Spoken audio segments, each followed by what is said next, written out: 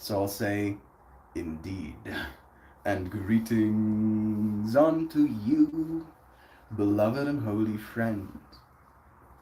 Thank you for joining me again on another Conscious Evolution. Today's stream topic is going to be about how guilt guilt leads us to fighting. I don't know if it's true, necessarily speaking, but it is an understanding I have come to. Yesterday we talked about no blame, right? How as we move into our next stage of our beingness, of our existence as human beings on this planet, blame, I believe, is one of the energies that will have to fall away, that it won't be helpful for the future we're heading into. And then I kind of thought I was done with that stream topic, and I didn't think much of it again until today when I checked my list of stream topics so I can start thinking about what to talk about. And I see an old stream topic that I have listed up that goes, we fight because we don't want to feel guilty. And I look at it and I'm like, is it like a combat thing, like an actual combat thing where maybe my country is going to war against another country, and if I didn't fight, I would be guilty of not helping, and if I'm guilty of not helping, I might be guilty enough to be attacked as well. All right? So there is definitely like a higher dimensional perspective in today's stream topic with that as well. But I was kind of stunned to be taken aback only like literal minutes, maybe like two minutes after I read that stream topic, when I realized what I typed it down with, what the intention of typing that comment down with was. And it is this fighting that happens inside my system, right? I find myself, at least for most of my day, for most of my moments that I interact with this world, I find myself pretty loving, right? Kind, soft. Like there is a natural give and take to this experience. But then sometimes I I get very caught up in my mind. I'll think about something, or something that was said, or an experience that was had, and I'll start fighting with that person in my mind. And I'll usually have to stop myself. Have to realize, oh yeah, I'm doing this thing again. Why? Why am I doing this thing again? And in doing that over and over again, fighting and then asking myself why, the answer eventually came that I don't want to feel guilty. I noticed there was a pattern in my fighting that was very much guilt related, where every single time there was some act, some way in which I was made to feel guilty, I will defend myself and I will fight about it long after the fight is gone, kind of vibes as well, because that sense of guilt remains, right? The fight might not, but that sense of guilt still stays. And I agree that that is also one of the ways to interpret today's stream topic. But today specifically was interpreted through the lens of consumption, right? Tani Charlene is diabetic, which means she doesn't really drink sugar in her coffee and stuff. She has like sweeteners, right? And there's a bunch of them, and there's a bunch more left of them as well. They're not in short supply. However, I drink a sweetener in my tea alongside a sugar, right? So I don't have to add as many sugars to get my tea to the sweetness that I like it. I drink rooibos tea, and and again, in me arises this fight, right? A fight about sweeteners. Who's gonna buy more sweetener? How many sweeteners are left? And I notice. Wait a second. Am I fighting right now? Why am I fighting? There's no even possibility that this will be a fight in my real life. No chance. No shot. will this be a fight? However, because of my own, I don't know if it's a sense of, we have a word in Afrikaans, it's called minderwaardig. To feel like you are of less value. Minderwaardig. There is an English word for it. It's called, it's like insecurity. Hey Google. Bumblebee just. Wat is minderwaardig in Engels? Almost got it.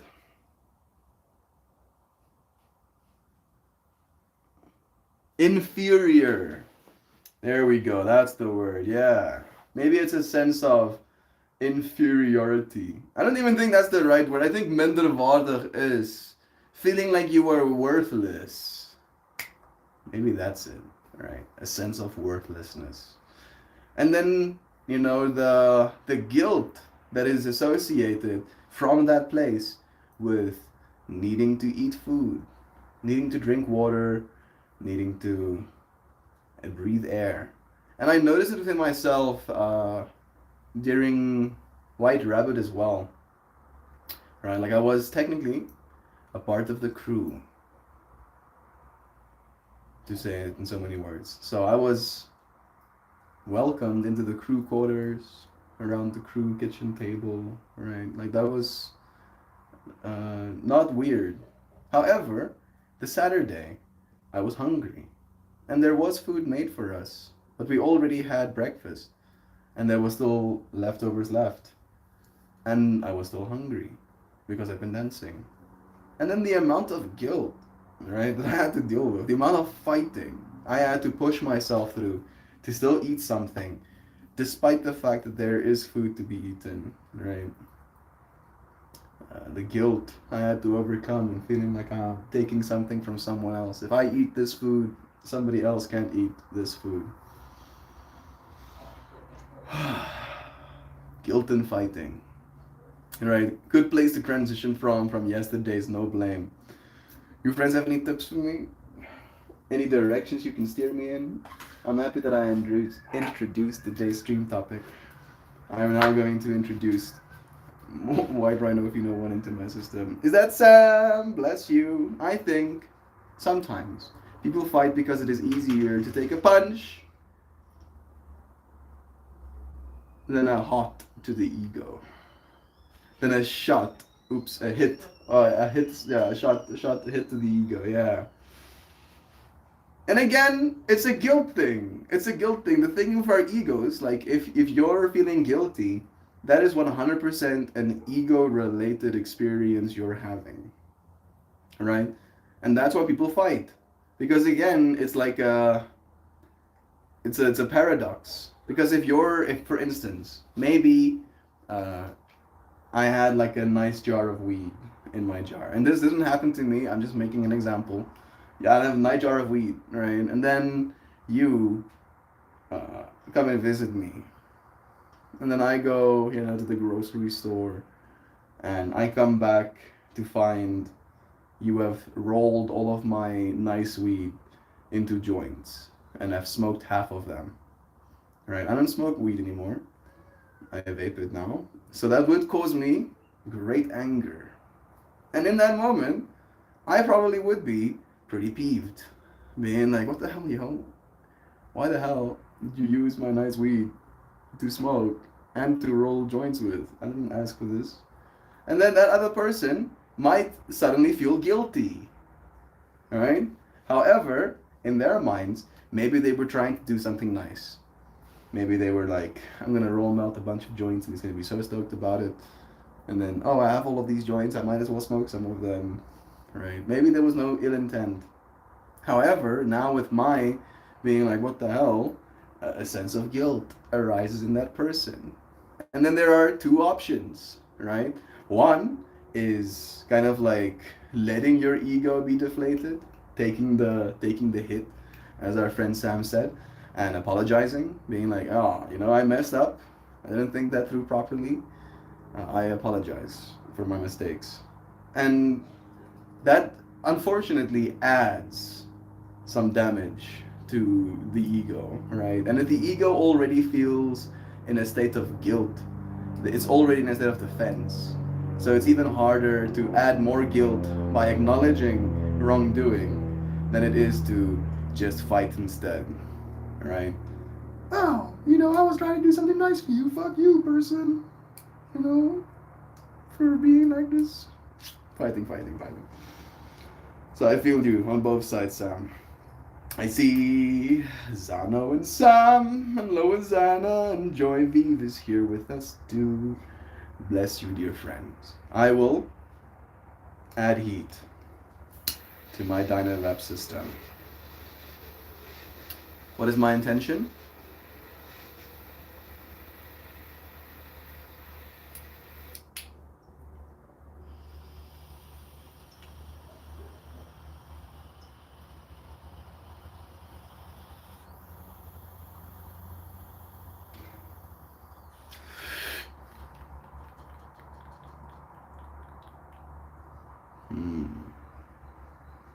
My intention is to release all guilt, but the flavor on that puff was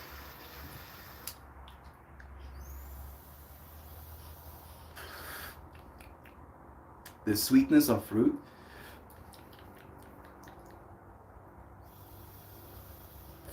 the sharpness of honey, and for some reason there was like a taste of DMT as well. There's definitely no DMT in here, but it tasted like that for a second. But in a good way, which is also counterintuitive. Alright, back again. Hey, I see Gateway here with us too. Hey, Jules. I think... No, back again. I'm making bacon and eggs right now. I haven't been getting... Well, good. I haven't been getting enough protein in this morning. Not good that you haven't been getting enough protein, but that you notice and that you're remedying it. Weirdly enough, this morning, first thing I did, Louisiana, is made myself some eggs and toast. We don't have any bacon. But I did think about it. I was like, some bacon would have been nice with this.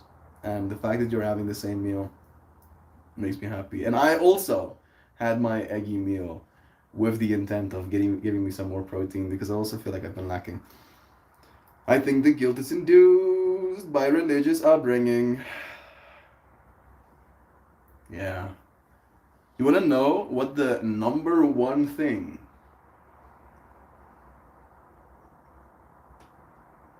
that me and my dad thought about my whole life was? This one thing. Ruin your relationship with your child with this one easy trick. Try and ceaselessly convert them to your religion. Yeah, that's like such a good way to make me fight people.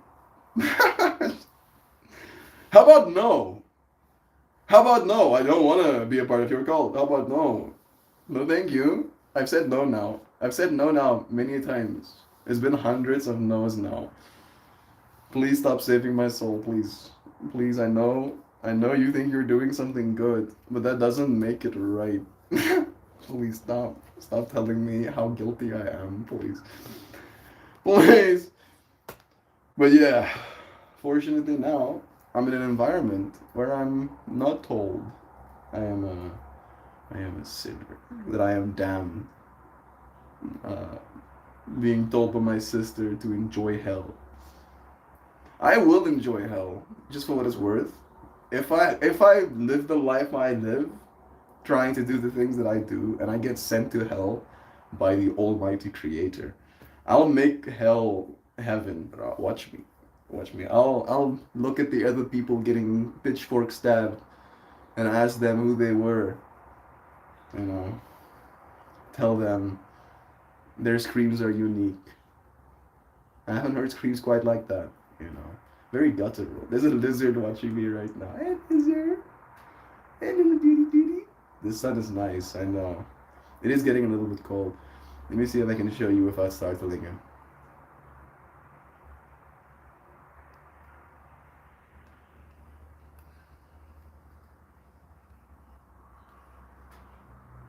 Do you see him in the corner of that little table? He's just like peeking out of the shadow watching us. That little eye is smack pointed right at us. He probably is just watching from a place of vigilance. He's trying to get himself some sunlight, and I am a very loud and very big creature. Do you like the sounds I make, little lizard? I wonder. Not repelled by them, at least. And I've seen the lizards come up really close to me, like walking underneath my legs and stuff, so I'm gonna take it as a yes. Lizard's moving again. Got himself some sunlight. I could drink my coffee black, or I could have it the way I enjoy it, because there's no glory in suffering, which could be what fighting is all about. The illusion of resistance justifies capitulation. Yeah, I don't know if that's the fight that I'm talking about right now, right? Like, I did technically mention that today's stream topic was inspired by the whole sweetener and a sugar thing. But the point was never actually the calories, Sam. Never.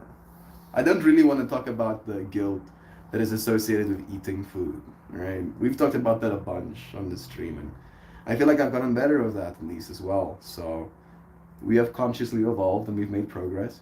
Today's stream topic is definitely more about the inner fighting that happens in general, right? Especially when it comes to finances. I think maybe it's like maybe a comment on capitalism a little bit as well, that we do a lot as well, obviously, right?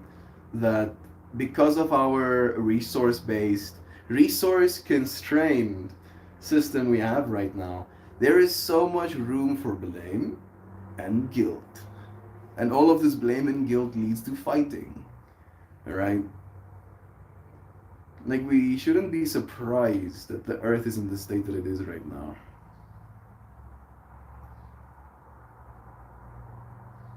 And yet there's lizards walking over tiles. Right? Maybe the earth is in a good state after all. Forcing myself to eat a banana. An inner fight. You don't like eating bananas? You feel unworthy of the calories. You don't like the texture, but you know it's good for you because of the nutrients. Fighting. Forcing. No forcing myself to eat it. Tell us why. I used to have to fight myself to eat bananas as well, Jules. That's why I ask. I used to not enjoy them particularly. I found them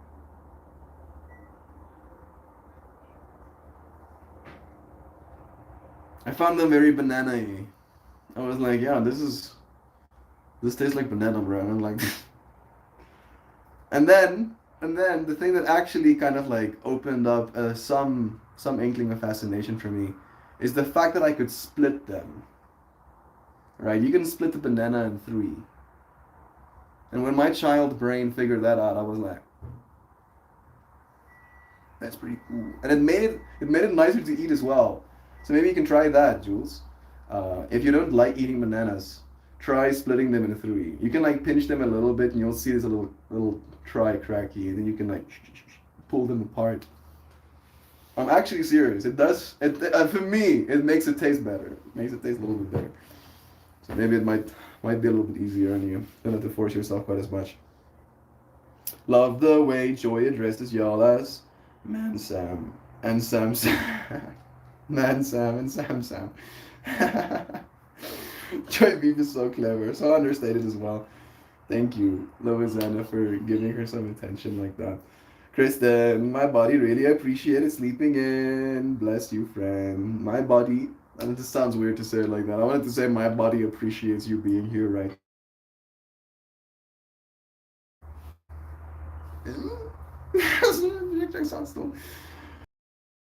Please, please, bro. Like it's like watching someone, carry a bucket of water up a hill, to pour it down a pipe.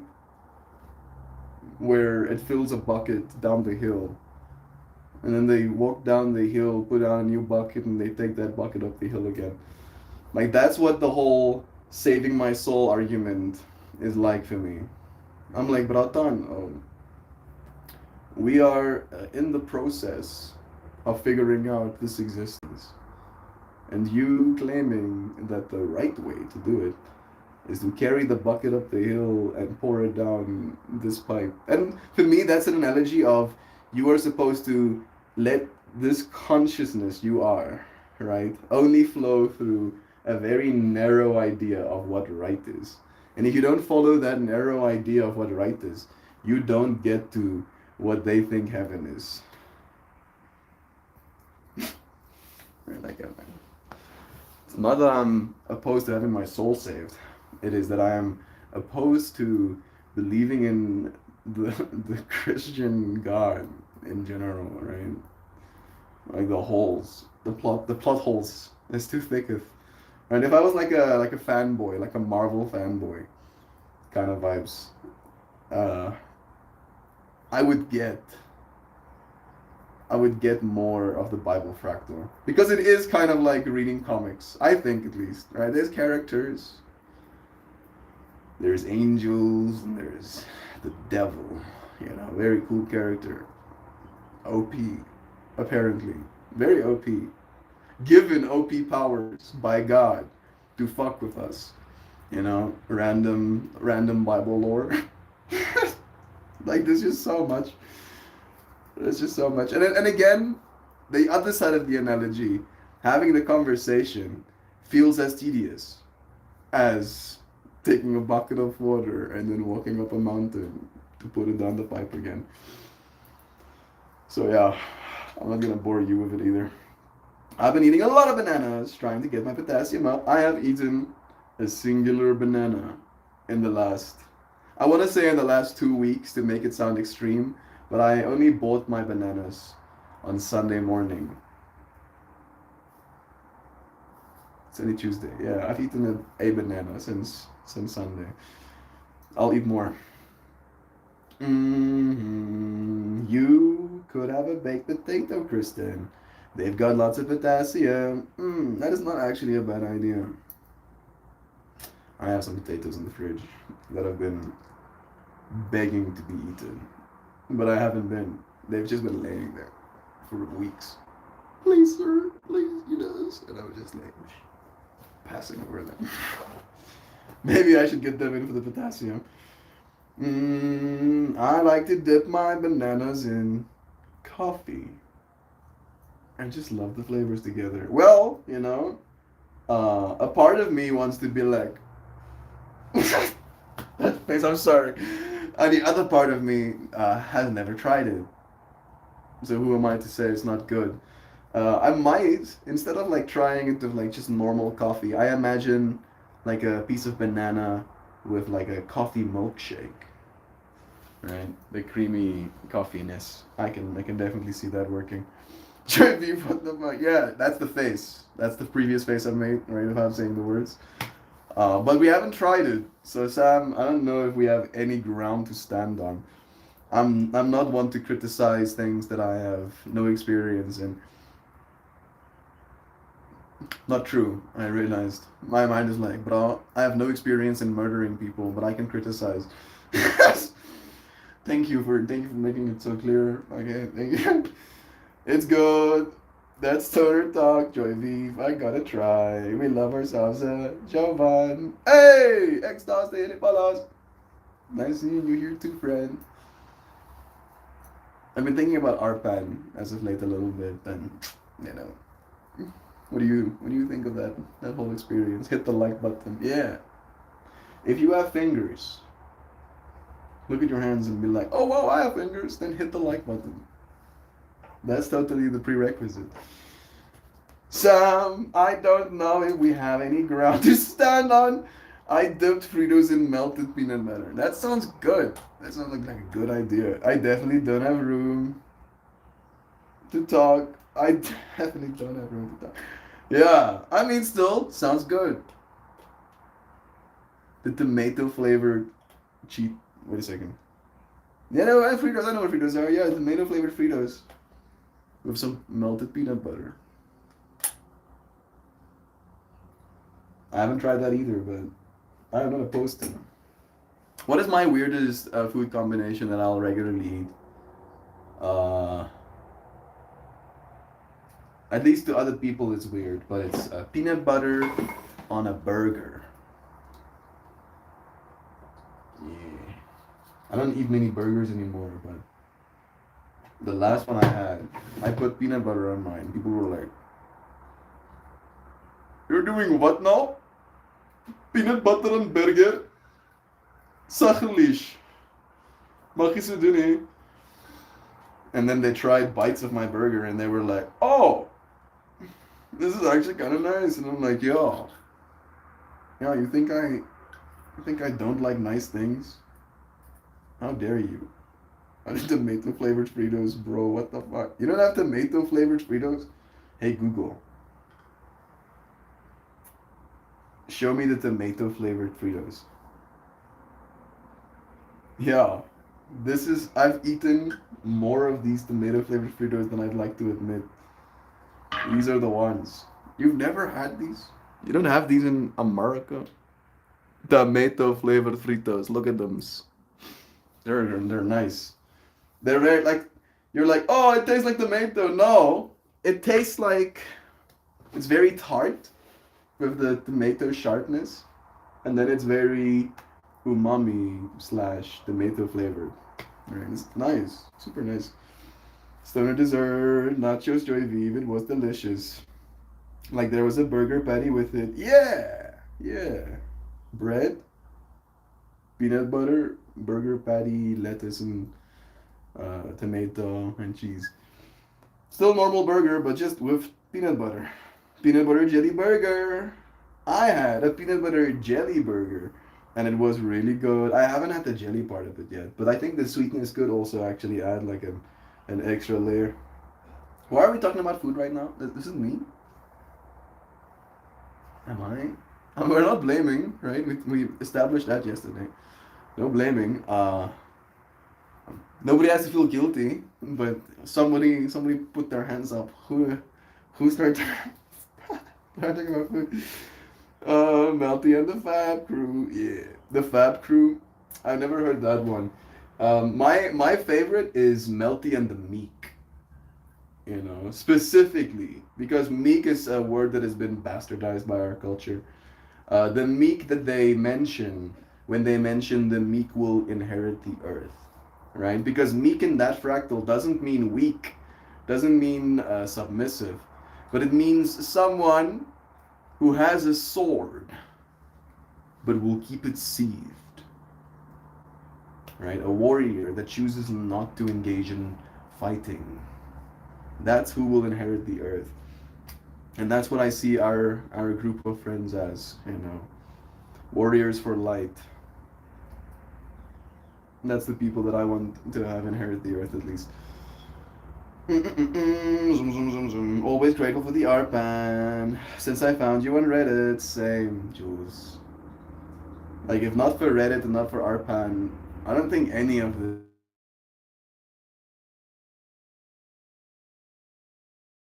would have happened. Thank you to you. If not for you, staying here with me, literally, what now? Going on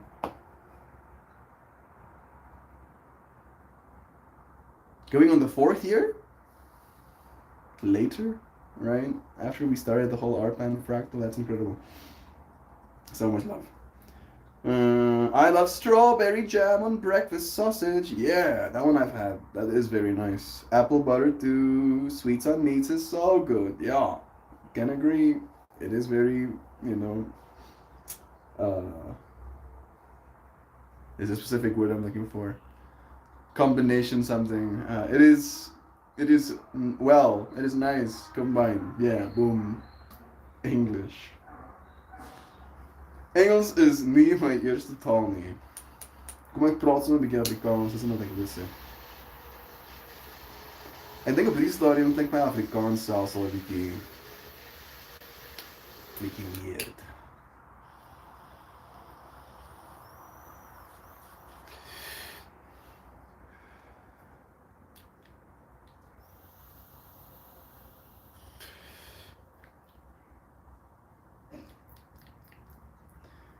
The strain is so sharp.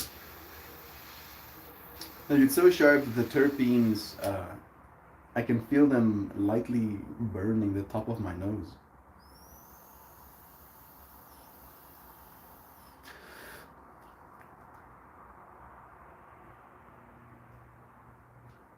The amount of sensitivities your body has to things.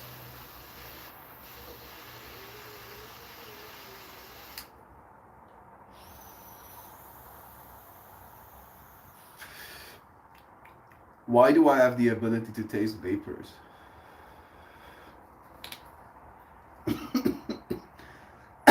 Like, actually. And why can the vapors taste so good? Like, there's so much nuance to that as well. Alright.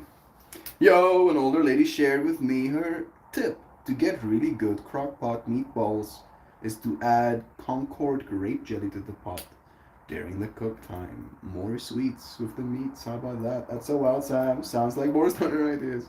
Right, Jovan? Yeah, it's advanced food magic. Yeah, food. I really enjoy cooking. Tonight I'll be making chicken stir fry. It's not very spectacular, but it's relatively easy for me to do. You wanna watch me cook? Let's see. Let's see how many of you friends say ye. If there's enough people being like, yeah, we'll watch you cook, Mel, then maybe I'll cook for you, friends. So you can see the process, because it's gonna happen anyway. When I get up from here, I'm gonna be cooking food, so there's a possibility that I'll take my stream with me. The kitchen isn't that big of a mess right now. It's not a mess, no. Suddenly there's new anxieties being stimulated in my mind of like, oh, and I'm gonna be like, nah, bro. How about you don't? How about you just don't think about it? How about you think about everything else? I don't know why, but in saying those words, my mind hit up against the Statue of Liberty. It's like everything else. I saw the Eiffel Tower for a second, and then I was like, gunk, into the Statue of Liberty, and I was like there for a second.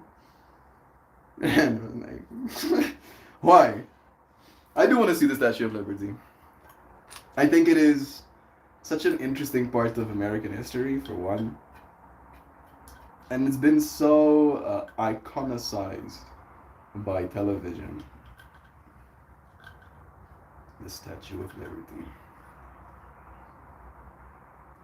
The fact that it oxidized and turned into the color that it is right now over time. Pretty neat. Tasty Tuesdays to you all. Yeah. Eat good food. Take care of your body. Cook for those that you love. You might not always be as appreciated as you need to be, but your food will be enjoyed at the very least. Right? Like, just think about that as like a capacity. That there are many things that we can do in this world that people will enjoy and that people won't. Right? Like imagining someone that might be otherwise skilled singing, right?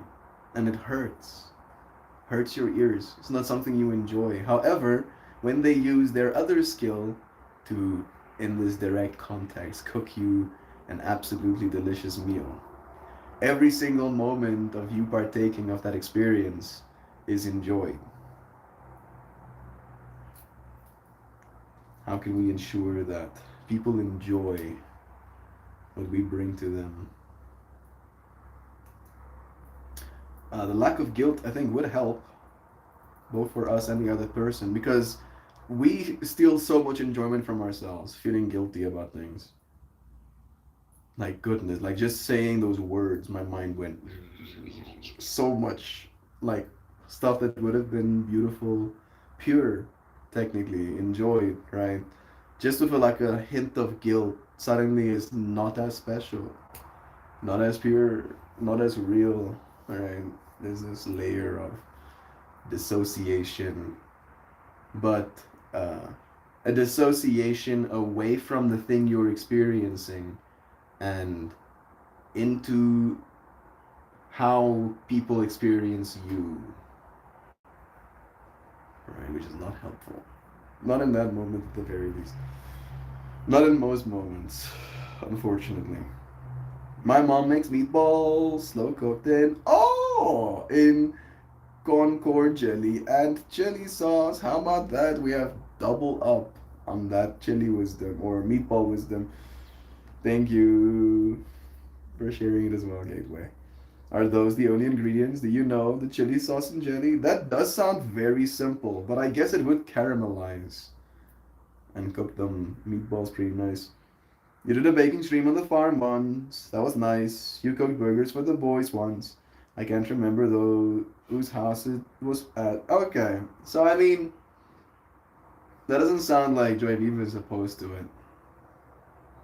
Yeah, it's not that I'm opposed to cooking on stream. It's more that it's gonna be a different state of being, and the part of me that is like that's the part of me that gets anxious. Right? It's not like a oh no, people are gonna see me cook. It's more like the creative, the artist in me would want to give you the best possible shots, literally as I'm moving from task to task. But that means I would have to have someone doing that for me, and that's not gonna happen. So I'm gonna have to like get you an angle, and then stay in that angle, and then move the angle, and then move the stuff, right? That's the stuff I'm anxious about. It's like, oh, why?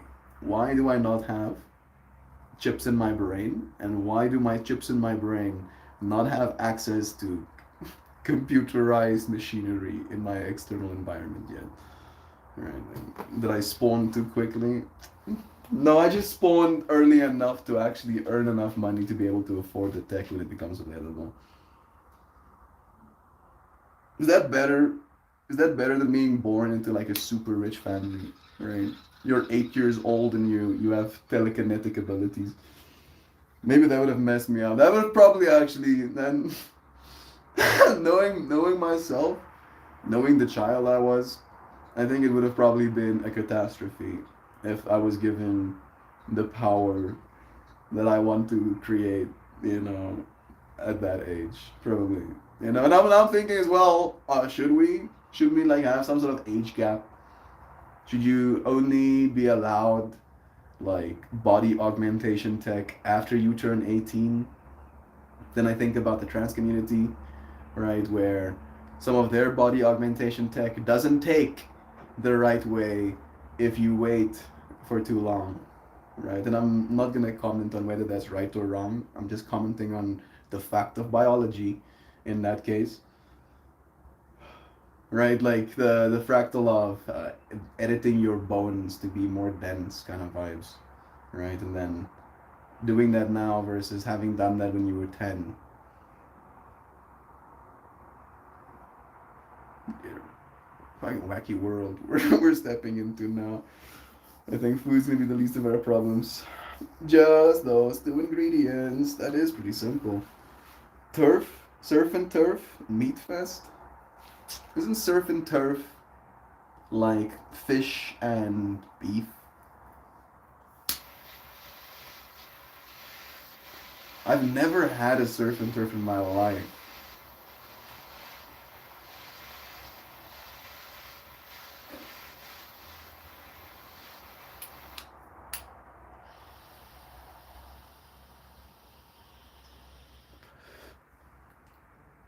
This one got a little bit more warm.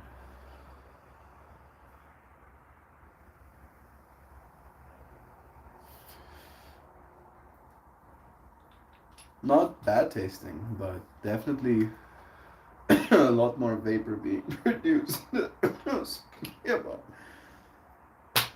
love is true. All right. Yes, puberty blockers aren't necessarily helpful if you went through puberty 7 years earlier. Exactly. Yeah. It is going to be an interesting world, right? At what point do you consider consciousness capable of making good decisions. I feel with the future we're heading into, with the amount of capacity for change we'll have as alongside it a very intelligent system, right? The fact that we have that capacity for change can only arise if we're a part of a very intelligent system. And that intelligent system will probably be able to weigh, the consequences of your decisions in a way that you might not be able to. And we'll probably be able to sit you down and really explain to you the consequences, the impact, the potential fractals you will experience as a result of it. Right, like I'm imagining my first genome therapy session. I'm getting myostatin downregulated. Maybe even just a little bit. Maybe I even don't have to go all the way. I can have like 70% of the myostatin my body produces right now slashed. And then having the conversation of the air about what that's going to do, about what that's going to look like over the next few years. And then coming back, doing all of my samples again. And I'm already taking samples at this point as well, right? Like I believe there's a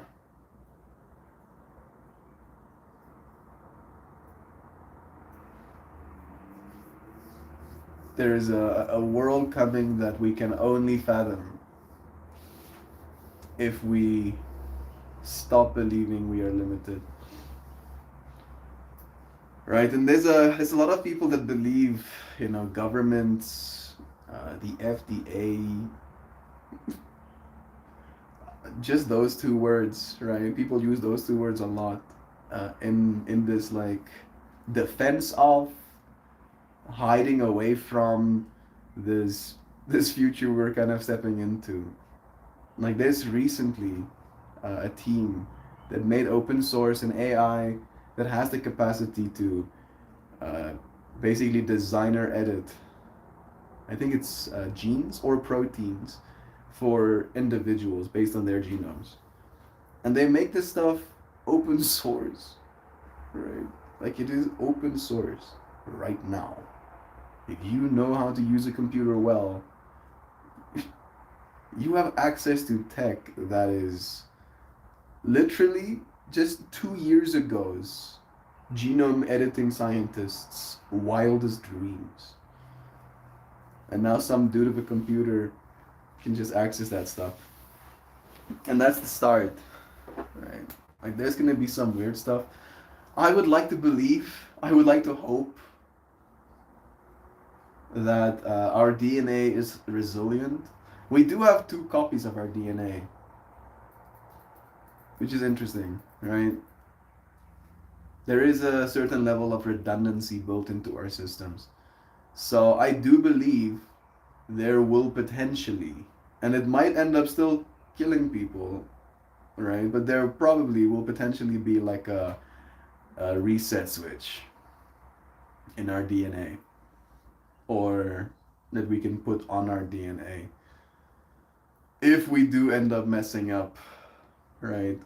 Because there's like this joke, when I read the article for the whole, open source genome thing, a bunch of people in the comment section were talking about how, yeah, in the same way there are these like Brazilian kind of like sketchy pop-up plastic surgery doctors that are willing to do what you want them to do, right, for technically less money as well than if you did it the right way.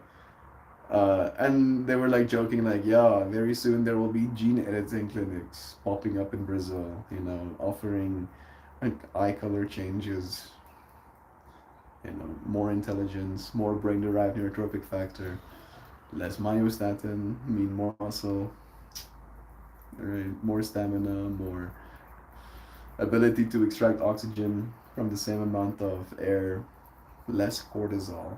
Now you're suddenly less stressed. Like the thing that I think I want to be very cognizant of is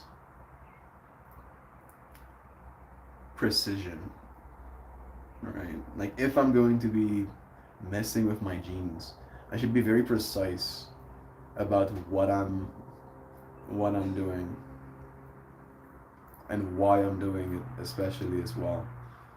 Right? Like the if the reasoning falls apart, then so should the idea. Chorizo, Zano, got the breakfast with jams. The first time I ever had chorizo sausage was at my school. I was a part of the like cooking class, and we made like a chorizo sausage, chopped up into little blocks, and uh, couscous with some vegetables. You know, it was nice, but that was the first time I ever tried that sausage. It's so like strong, very nice. Shrimp and steak for the win. Oh, it's shrimp and steak, not fish and steak. Okay, that kind of sounds nice. I won't lie. My brekkie is egg chorizo sausage and potato salad with coffee and mixed berry smoothie with seed butter. That sounds very whole. Very, very whole. Nice one. I've been having frozen berries as of late, and they've been absolutely delectable. I have been eating frozen blueberries for a while, but I did an experiment. I added two, one of each, blackcurrant berries and raspberries trays in the freezer as well, just to see how they would turn out if they were frozen. And the first few bites, I was like, and then I just took smaller bites, and then it was like, mm. And now I'm freezing all of my berries going forward. I will not freeze my berries. That's the way I think of it, at least. Because again, they actually stay fresh when they're frozen, and they don't lose any nutrients. And I think this is another thing that I heard, but I don't know if it's empirically true, that when you freeze it, the crystal structures of the water ends up snapping certain cell walls. So you actually create more bioavailability within the nutrient profile. So if that's true, more nutrients as well. You know, at the very least, not less nutrients. And it's also very nice. It's like candy. You know, it's very like candy. There's a crunchiness to it when you eat it. All right. I want to go to dinner with Joy Vive. I think you'd enjoy it. Make a date. Why not? Reach out. I used to never eat breakfast because too depressed now. I'm gaining more confidence in doing small things in the kitchen, and breakfast and coffee helps me wake up. I mean, if that's how you're doing it, you should be proud, even, Zanu. You shouldn't just feel like you're doing something. You should be proud of yourself for what you've done. Yes, nail it. Cooking confidence. It's way too much. I feel good though. Yeah. I munch it, and then I go for a long walk with mango in the morning. That is the best thing you can do for your digestive system as well, is going for a walk after you've eaten. So, like, so many points. Hard to try and find the right stuff though. Working hard to stay awake. Oh, it's in the morning, but it still didn't feel good enough. Food can be stressful. There's a lot of guilt, a lot of infighting in our systems, right? And we did say we're not going to talk about that, but we ended up talking about it anyway. Don't let yourself feel guilty about the stuff you're eating. Eat what makes you happy, right? Within reason. Within reason. I feel very fortunate that eating fruit makes me happy.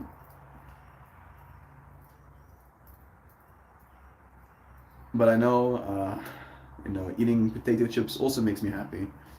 What I've noticed, however, is when I really do the math and justify, I can buy more volume of fruit than I can buy a volume of chips for the same amount of currency. And yeah, then it makes it kind of easier for me because I still technically, in the moment, enjoy eating the fruit more. The saltiness is nice, but it's usually over quick. I don't know about you friends, but a pack of chips does not survive long, and then it's gone. And it's empty, right? Like it doesn't leave you feeling any more full and satiated and whole because of that meal. No, it just spikes your insulin. leaving those little cells of yours open, begging you for more, spiking your ghrelin, literally on a neurochemical bodily level, telling you are hungry. I don't care. I don't care if you just ate a bag of chips. You are hungry right now.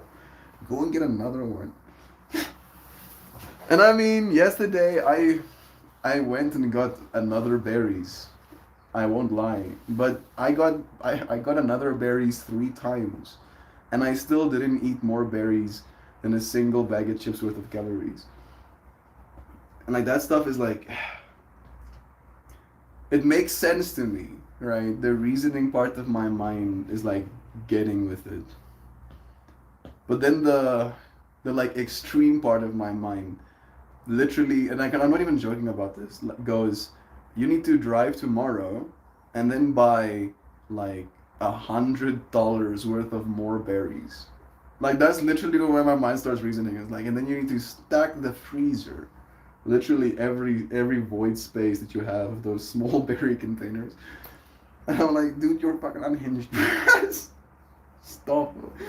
You finish the berries you have right now, and then you can go and get more.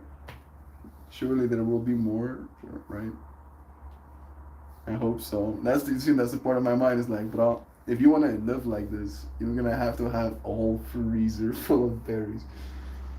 I'm stressing myself out again. Yeah, see the fighting, and this is not even like real fighting. It's just like some mental gymnastics. It is stressful. You're right, Zano. Look at us stressing ourselves out. Look at that. Love is true though. I can't stop eating toast. Bread is very nice. Maybe you can just like switch your toast for like a whole grain seeded bread. Like weirdly enough, I actually really like whole grain seeded bread toast more so than I do white bread toast. It's very like girthy. To say it in so many words. Like it feels like you're chewing something real. You can also say that it's like you're chewing like a roof tile. If you over toast it a little bit, but it's kind of nice, right? That rough texture of a roof tile. Oh, I don't know. Let's go. No. Toast is just perfectly toasted. Toast with butter. I mean, I am gonna probably sound like I'm from California right now, but a nicely salt and peppered avocado on top of a piece of toast is probably like the pinnacle of toast for me, right? Like the best toast I've had was like that. Nothing better. No, but don't oats just turn into sugar? Everything that's not protein or fat turns into sugar. Literally everything. Right? Like you have 3 systems: glucose, which is sugar; protein, which is protein; and fats, which is fats. Right? So anything, if it's an apple, if it's a spoonful of sugar, if it's a Coca-Cola, if it's a pizza slice, if it's a watermelon, if it's literally grass, you're just eating a bunch of grass, right? The parts of that grass that gets processed into your body is gonna get turned to glucose. That's how it works, right? So then we can become cognizant of what sources of glucose we put into our system, like oats. Oats, because of their structure, release significantly slower than, for instance, something that was completely made super fine, right? Like a flour that is put in a bread, for example. So yeah, oats is better.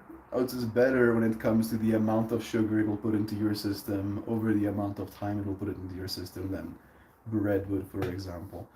But if you don't want any carbohydrates in your system, or you don't want spiking carbohydrates like that in your system, you can supplement it with berries, for example, which are low glycemic index. You can eat a lot of them and not spike your sugar. So there are a bunch of, and it's still sugar, but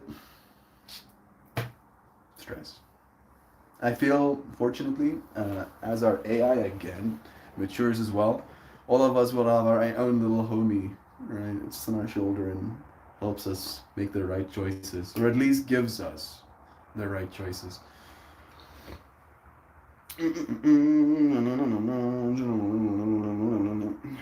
I love hearing the Zano. I've been feeling culinarily paralyzed for a good while. Your excitement is encouraging, helping us consciously evolve. You sharing your passions, the stuff that makes you feel more love, right? More love for your world, more love for yourself because of this nice thing that you've done for yourself. The more people you inspire to love as well. Thank you, Zano, for inspiring us. Thank you, Jovan, for honoring that inspiration. Runs to the kitchen to get a bowl of frozen blueberries. Yeah, do that. It's so nice. Like I like aggressively like frozen blueberries, right? It is a mango that is the right amount of hardness, right? Firmness, and a beautifully colored skin, and frozen blueberries, right? Those are the two things that I worry that if I was on an island and that was the only thing that there was to eat, and there was only enough for one person to eat of that, uh, I would eat the people. Just I'll keep eating people until there's no more people to eat, and then I'll have all the blueberries and mango for myself. I'm a crazy person on an island in this scenario, of course. Not this version of me, no. This version of me would sit and starve because I would be able to fast for months, you know. Maybe the person would feel bad for me and bring me some berries every now and then. The economy of storytelling. Love is true. They have eye color change clinics. It's about 12 grand though. Right now it is. Right now it is frozen blueberries and porridge. Haven't done that myself. It's still so afraid. I'm still so afraid of getting burned when I'm slowly walking through it. I hope you find your way, sweet Jovan. Love is true. Contacts are cheaper. You should absolutely be scared of fire. That's a healthy fear. Yeah, true. Don't touch the hot stuff. I binge on grapes like they're about to stop producing them, lol. Yeah, unfortunately, the grapes, maybe I've just overdone it. But the amount of sugar content in the grapes end up making me feel like I'm like crackly, to say it in so many words. It literally will make my input of my fingers slower, right? Like I will feel like there's like dirt in the machinery of my joints, all of my joints, and it will like create this like head heaviness, lethargic experience as well. And it's only when I really overdo it. Like I literally eat like 3 cartons of grapes in a sitting, which is not how you're supposed to do it. And I know that. I know that, but again, there's a there's a black hole in all of us. We just keep pouring food in it, right? Some black holes are stronger than others, I guess. It really does shock me, right? Thinking about the amount of food I've put into this body to live right now, and how it would look like if it was represented as like a mountain next to me. And I cannot stop thinking about what that mountain looks like. And I cannot stop thinking about the fact that it's growing. It's growing. It's no longer gonna stop growing. I have unhinged thoughts. When it's cherry season, I will eat so many I get the Rhea and still go back for more. I get it. I do get it. Those fruits. Strawberries. If you want to deter strawberry eaters from your garden patch, one method is to paint small rocks to look like strawberries and decorate your garden with them. That is actually kind of hilarious. Hilarious and dark. Like I'm probably the freaking strawberry thief that is having his teeth cracked, right? Like suddenly, like I show up to stream, like all these teeth are like missing from my face, and you're like, Melt, what the fuck? What happened to you? It's like, you know. I went for some strawberries that weren't mine. Gorditos. I am sure I'm the only person in California that despises avocados and hiking. All hiking is walking. All hiking is walking. You make difficult on purpose. That's why you hate it, JV. I mean, hiking is technically, in my mind at least, actually, uh, you doing something difficult to experience something beautiful, right? At least that's my understanding of hiking. It is more difficult though. That's true. Like to give you an idea, I think the last proper hike I went on was before I went to China. Even I think is that true? Yeah, with my dad. It was like a 4 kilometer hike, which is not that much. It's like 2.6 miles. Is it about mm, miles in kilometers?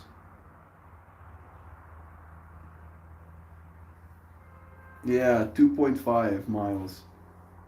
2.5 mile hike. Uh, Me and my dad took a gram of mushrooms each, and it was like through a river and like up a mountainside and then back onto the venue.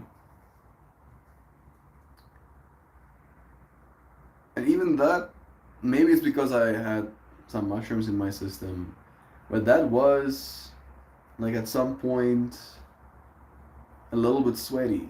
Right? I had to I had to mission up places that my body is not used to moving. I am also very inspired by Magnus and PewDiePie as of late. Johan and Christian as well, with the whole rock climbing fractal. It does seem like fun, but I also know that I would have to callus my fingers and my fingertips to a point where my hands will be unrecognizable, and I don't know if I want to do that.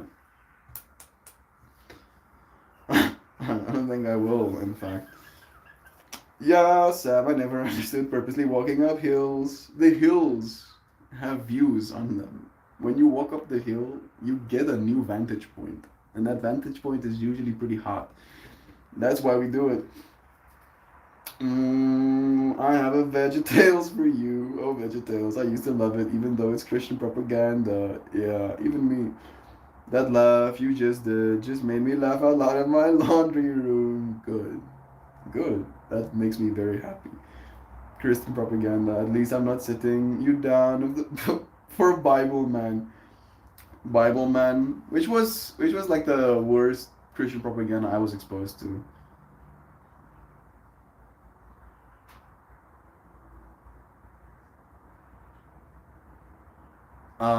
Literally the crucifixion of Christ. I think I watched an animated movie about that as well. Wasn't animated? No, no. No, they were. I was shown so many of those movies, and every single time they showed me those movies, I couldn't fucking sleep. I was like having nightmares, bro. Having proper nightmares, Yasi.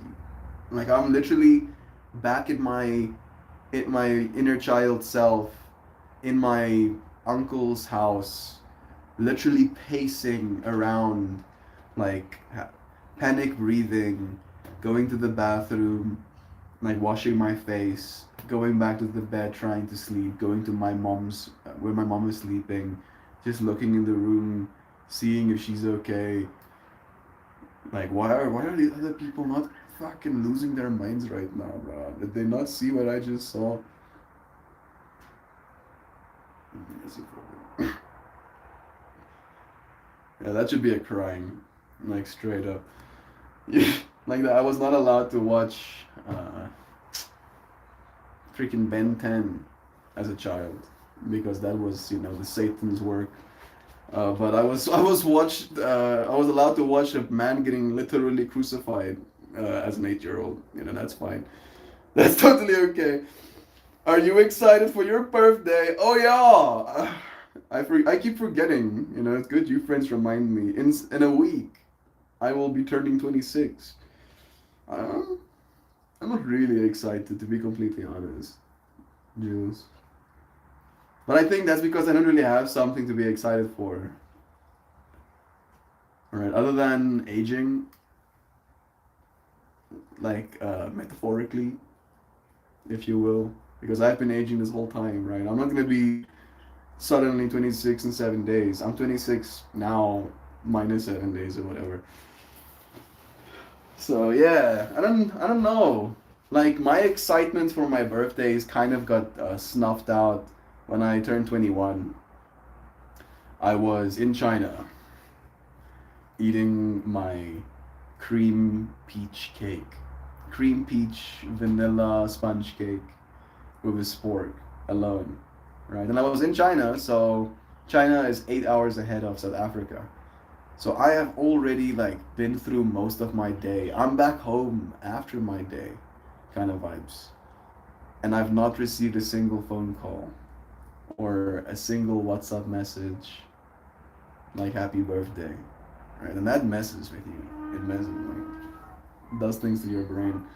And then it was at that moment that I kind of like sat with myself and meditated and was like, hey bro, now you're 21, dude. You got brain damage by society to see your 21st birthday as this extravaganza of like camaraderie and probably depravity as well, of getting a car, of having people celebrate you, of getting a key, right? Like shit like that as well. And now your fractal of your 21st birthday is you sitting alone in an apartment on a couch eating a cake with a spork. Right? Not a single person. The only people that wished you a happy birthday were your assistant teachers because you kind of embarrassingly mentioned it, like half-assed. Like, yeah, it's become my room. And then they bought me the cake. They were the ones who bought me the freaking, sponge cake, which is so nice of them. I'm not ungrateful for the sponge cake. Like that was the highlight. But that was also the point for me in that moment where like the highlight of my birthday is eating cake with spork. And it just felt so primal and like base value. Like it reset my entire worldview kind of vibe. And now the excitement doesn't really come as much. I think I probably will be excited for birthdays when I can actually plan something. Because again, uh, if I'm gonna have a birthday and I'm gonna do something for it, the point for me would be to bring people together to have a good time in celebration, right? Sure, maybe celebrating me in that moment, but it's the energy of celebration that I appreciate. So maybe when that day comes, I'll probably have a little bit more like excitement for my birthdays. Thank you for asking though, Jules. I appreciate that. No, no. Are you excited for your birthday? Our birthday, yeah. Me and Jules actually share one. I keep forgetting about it until my friends and family bring it up. I love how that's exactly what I said as well. I want to make it special, but I just don't care. Look at us saying the same words back at each other. 14th of Mayors, us Tauruses. Uh, yeah. Maybe the making it special is by just finding the people you find special with you in that moment, right? I think that's the best way. Then you don't have to worry too much. An animated. I don't know if it was animated. It might not have been, right? Maybe just my child view of it, looking back, like the stuff I was shown at that point of my existence was animated movies, and then suddenly the crucifixion. Yeah, peach cake. Yeah, it was nice. It was nice. I just like my birthday, and I don't like celebrating my inevitable decrepitude, but I do stand presents and cake. So there's that. Yeah. And you give presents well as well on top of that, Joy Vive. So thank you. Thank you for making birthday special. No, don't be sad for birthday every day. Should be celebrated like a birthday. Like Alice in Wonderland. Yeah, but I live that way, right? Like every inhale of my dear Mary Jane I take with a deep appreciation for her. Right? Like a celebration of her. Right? When I come outside and I look at the trees, I'm like, that is spectacular. Look at the rocks, the way they're catching the light right now, how the color changes depending on the orientation of the sun. Like I'm in that place always. It's just a moment of like, oh yeah, recognize what you have right in front of you. Birthdays don't really change that for me. In fact, because of the expectation I have experienced beforehand, I now choose to not expect. Right? Especially for something that is only going to potentially ruin my day, not make it better. No, but birthday shouldn't be sad. I'm sorry, you need more kisses and cake and presents. And Dave and Buster, thank you, Zano. That's very kind. I don't feel like I'm being shortchanged or like I've been missing out on anything. I just realize that there's a lot of guilt associated with that fractal, unfortunately, as well. Growing up, I was very much told how expensive it is to have a birthday party.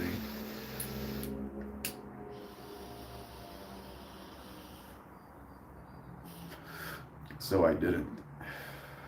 My mom would give me cake at least. And she would allow me to share cake with the people that I had in school. I had uh, two birthday parties growing up at least.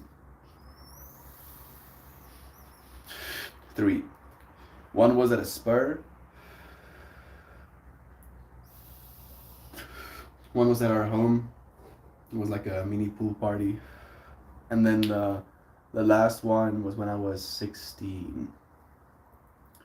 I got to take a bunch of friends out to go and play paintball. And we shot each other for my birthday. But yeah, unfortunately every time there, like in my childhood especially, money has always been this fucking skulking asshole, you know. I always had to be told what things cost and had to be made to feel guilty that things cost money. And I had a conversation with a loved one recently, you know, about how that's not something I can abide by. Like in the life that I want to build for us, for the future, I do not want to have that infighting about what things cost. About making people to be like to feel guilty that, you know, you spent money on them or the things that you're experiencing in that moment costs money, right? Like, and it's such a, again, it's the guilt. It's the freaking guilt. The amount of fighting I have seen between my mom and my dad throughout my life because of that fractal. One makes the other feel guilty. That thing costs money. Fight. In that fight, one makes the other feel guilty that they don't give enough. Fight. Then that person gives enough, and in what it thinks is enough, it adds material value and then mentions it. Fight. Round and around and around and around indefinitely. A very merry unbirthday to you and you and you. Oh, hey Bojo, bless you, friend. It's nice having you. The birthdays are better than Christmas. I don't believe that even a little bit. At least Christmas, people apply some effort to get together, right? So yeah, for me it's about the getting together. That's the only part of it that I enjoy, at least in my mind. That's a lie. It's not expensive to invite people over for a potluck. Your parents were assets. My parents were their own people, and they liked doing the things they liked doing to do. And children were kind of, what was expected of them. Because that's what you do. You get married, and then you have children. That's what you do. Guess what else are you gonna do? Grow life skills, become full-fledged people with a deep understanding of themselves and what they're supposed to bring into this world, including children, including and not limited to children. No, no. At least they were married for 2 years before they had me, so they had like some time to be people together. But still, I don't think my parents are bad people, not even remotely. I think my mom is an especially good mom who cooked for me most of my life. And I'm saying most of my life kind of liberally because she stopped when we all turned like 14. When we were capable of cooking for ourselves, and she did teach us properly how to cook for ourselves, right? That was also something she was very real about. She was like, I don't raise children that cannot take care of themselves. That's something we've been told many a times, right? And I noticed it in my behavior as well. Like with John, like I can be mean sometimes. Like John will bring something up to me that is like trivial, like something we've done. Like, how do you, how do you peel a uh, sweet potato, right? And then in your mind, like if you asked your mom that question, if I asked my mom that question, I would be, I would be like laughed at. Like what do you mean? What do you mean how you peel sweet potato? The same way you peel a normal potato. You just peel it. You just do it. That's how you do it, right? And then I catch myself being like, oh yeah, that's not actually how you have to talk to people.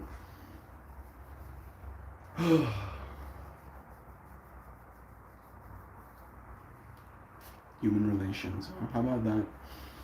How about some human relations? How about the way our parents raise us affecting us? It's so easy to repeat the same patterns. Like eerily easy.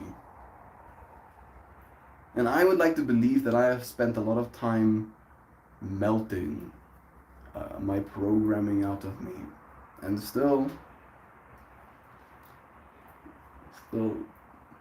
takes but one little electron to hit a node that is attached to that programming, and it goes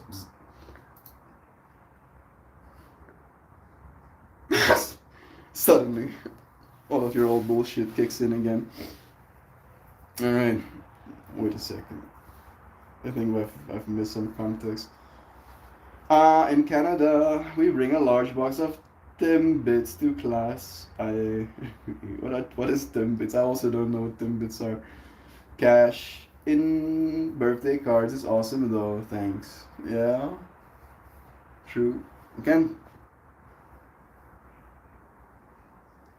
I can. I wanted to say I can't remember the last time I got cash in a birthday card was, but I can.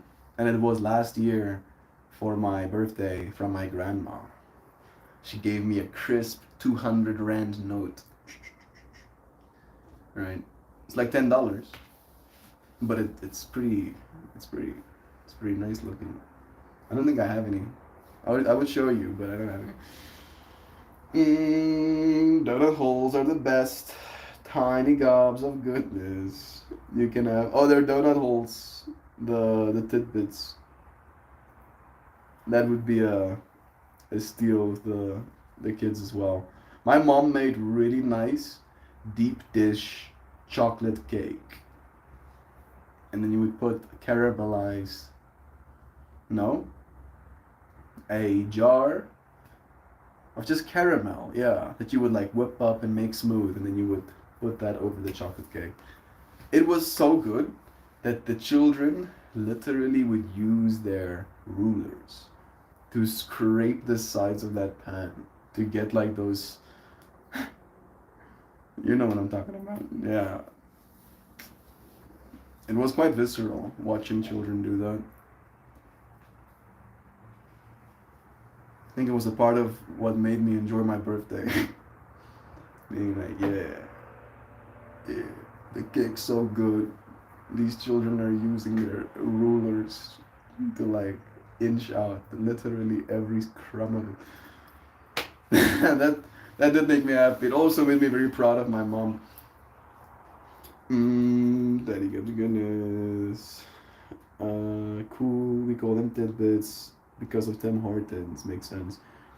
The good old branding. Toffee and donuts flavor vape. Tasty. Next level. I'm not really into the savory vape flavors. I've noticed at least. For me, it's more the fruity stuff. The boys here have a Grenadella one right now, but it doesn't make me feel good. Like, and I still want to vape it. That's the thing that really bothers me. I see that thing standing on their desk, right? And there's no qualms of me walking out, reaching out, and taking a few drags of it, right? Wouldn't be frowned upon. However, when I do that, I don't feel good, right? It doesn't make me feel good. The flavor is nice, relatively speaking, but then afterwards it leaves a sweetness in my throat that is obnoxious. And then the effects can be, for a moment, be buzzy, and then it is followed with nausea, right? A deep sense of discomfort. And if I pass over, if I manage to survive that deep sense of discomfort, then there comes comfort, right? Like a sense of relief after not being uncomfortable anymore. And then the urge will arise again to do it all over again. And now, what I've been doing as of late, every single time I feel the urge to do that, I just tell myself, no, it doesn't make me feel good. Right? And I don't know if that's the best metric to measure myself against, but no, that doesn't make me feel good. It seems to be working. I don't feel good when I do that. Stop, man. Stop. I don't feel good when you do that. Same here, Joy. I was in the kitchen all the time growing up. I had a big family full of chefs and bakers. I was blessed to have good teachers in the kitchen. Love is true. I need to brush up on my bread making skills. Bread making is pretty fun actually as well, if you really get into it. I wish my companion would be more chill with helping me learn to cook, but he was jaded by teaching noobs in Toronto. Fine dining kitchen. Lots of yelling, lots of snatching.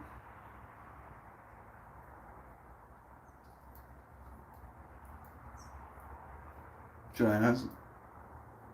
Uh, but I get it. He doesn't cook at all now because of the stuff that he's been through. I want to be rude, Zano. I wanna tell your companion that's a lame excuse, bro.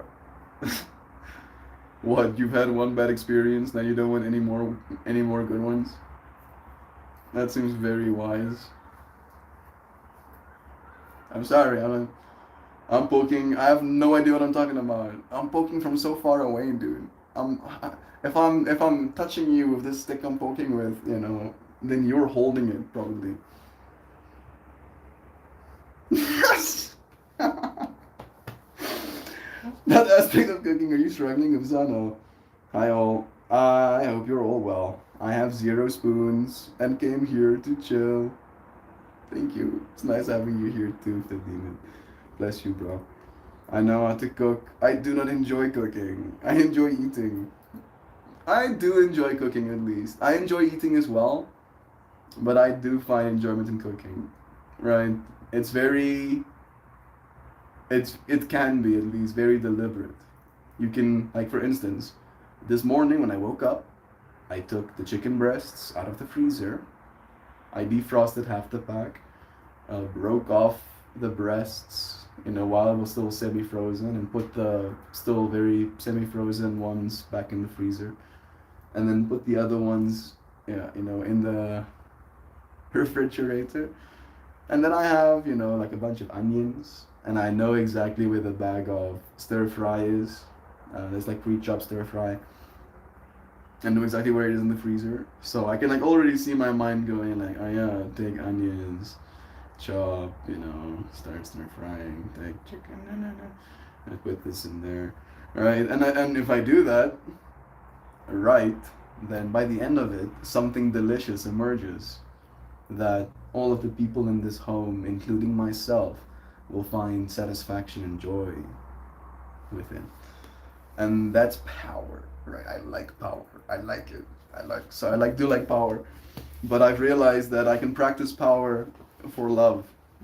I can use my power to make a flower. I can use my power to show up for my friends. I can use my power to cook a meal. So maybe it's just me gaming my own mind, actually.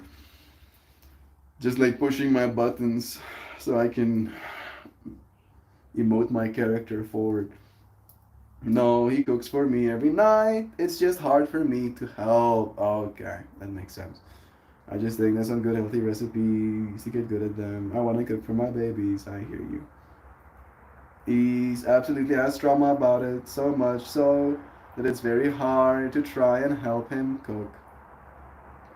I mean, like, is he like, I want to use the word anal. Is he anal about the way you cut things, for example? Right, because that's like a very easy one. I also get a little bit when you're in my kitchen. However, if you're helpful, right? If I'm like, oh wait, I need to chop onions now, and then you're standing there, and I can go, chop onions for me, and you chop the onions for me. I like that. This I approve. This makes happy. I can get behind that. However, if you're just like looming there and you're especially standing in my like walk routines, big no no. Big no no. That one I also get, so maybe there's a part of that as well. I feel like the chicken tonight. Maybe that's a good thing, bro. Chicken is very popular. Sorry. Today there will be pork, chops, mashed potatoes, and roasted asparagus. That does sound very healthy as well. Bless you. You got this cooked melt. I broke off the semi-thawed breasts. Okay. What I'd suggest is pre-portioning the chicken out. When you bring it home, then freeze it. For one, the packages you buy, and it won't block the dry air. And two, if you pre-portion it out, you are marinating it for the season beforehand. So fortunately, the packages they're in does prevent it from drying out, because unfortunately, they are individually plastic wrapped breasts, right? So they're never exposed to the elements unless you like skin them again, right? And I do agree with you for what it's worth, Sam, about the pre-portioning your breasts. But again, that generates another waste problem, because what do I put them in? And I've done that way before, where I like pre-portion them to like 500-gram bags. So I get like about 100 grams of protein if I cook the entire baggie. And it works, but then I'm again left with these extra bags that I'm throwing away every single time I'm having a meal, at least this way. This send me less waste. It is a whole thing. Maybe I should use like Tupperware or something, freezable Tupperware. It could also be a fractal. And two, if you pre-portion it out, you can also marinate it and season it beforehand. That's also true. I actually like that idea more, maybe than the the Tupperware will make sense. Teamwork in the kitchen is a must. Cook almost every night. It's easy if you pre-prep the meal and have a plan into the day. Yeah, exactly. I think I do okay with the chopping. I'm just slow Mobius because I'm still learning to go fast. Ah, yeah. I mean, like, have you asked him to chill? But like, how about we reframe and realize that we're not cooking for a kitchen right now, right? Sure, we're cooking in the kitchen right now, but we're not in a restaurant kitchen where there are customers awaiting their orders. And if we're slacking on a second, we might get angry people leaving our business.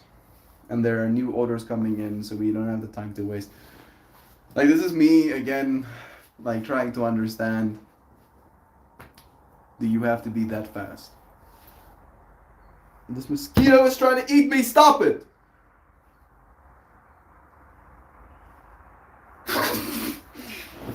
I saw him coming for me, and then I like slapped at him, and then he flew away, and then he tried to sneak from the side. And when I said stop it, I did see him leave again. I need to go and cook some food. I think I'm gonna take you friends with me. Jinx Mel. Did we say the same thing?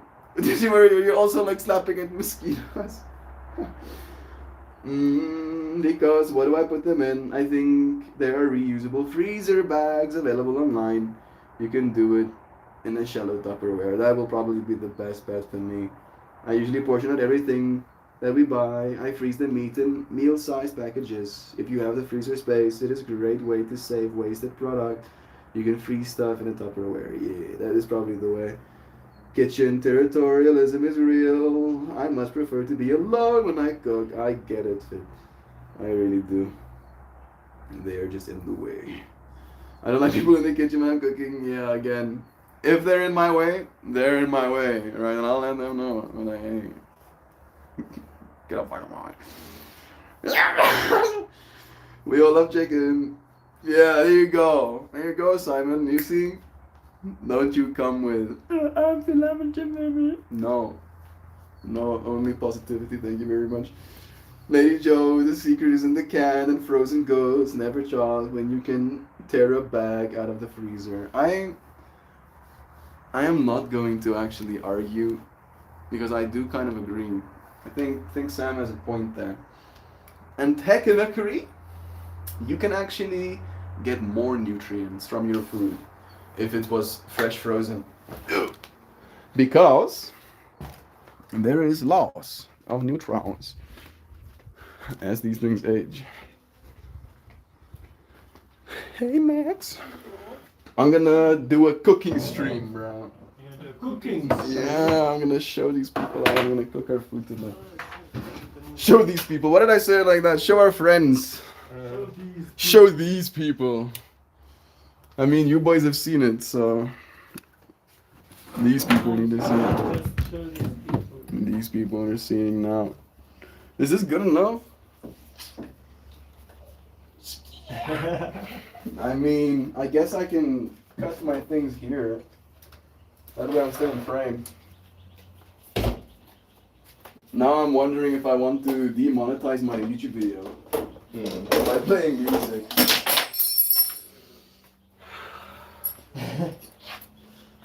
Do I want to play music? No, no. This video will be mine. I'll keep this one. Thank you very much. Hit the live here again next podcast. I'm gonna switch my comments to here because my tablet's still out there. Show these people, yes, because we eat Taco Bell slurry. Show us people how to cook. It did kind of have that vibe to it. I'm happy that you also felt it, Sam. And I had to like catch myself like, whatever. What am I on about right now? Get your Gordon Ramsay on. I think fresh frozen is okay once and a while, but it's not all the time. The stuff that was washed to produce is not good for you. I mean, yeah, it depends. I like your curtains. They are cool, huh? They're very nice looking. It was Tani Charlene that got those. I only eat fair trade, organic, farm to table. That's the hack. Most useful for the onions when you're making soup. Can't remember the last time I ate Taco Bell, but I fondly remember how nasty it is. The last time I ate Taco Bell was when I was in China, because they do have some chains there, and I was like curious. I was like, what is this? What is the taco things about? Are they really that good? And I didn't like if they said they were like bad, but they were very much like processed food. You know, it's like, oh wait, this is mince in a shell. In a fucking shell. Yeah, this is utterly groundbreaking. And this is the the extra layer of waste I was telling you about. Yeah. I feel things about it, and rarely do I feel good about it. This is living in 2024 capitalist societies. Bro, the fact that each of these breasts, and it is technically a convenience factor, but each of the breasts are wrapped in their own piece of plastic, bro. How many breasts are being consumed? How many pieces of plastics are being... extra pieces of plastic just fucking... It's a rot. I'll touch my screen with my elbow, make it extra weird. What animal is this? Rustic. Not rustic. We moved inside. Taco Bell, toxic hell, but highly edible. I mean, food science. Am I right? Am I gonna be cutting here? Cut, cut, cut. Cut, cut, cut. I mean, you can still technically see me. Need to find the knife that is not serrated.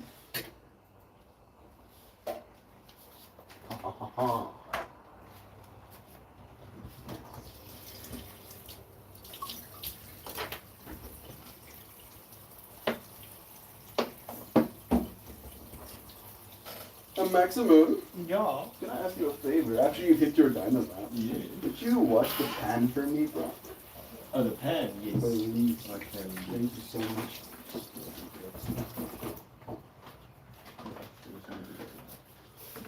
Alright, let me get myself another meal to put the chicken breasts in.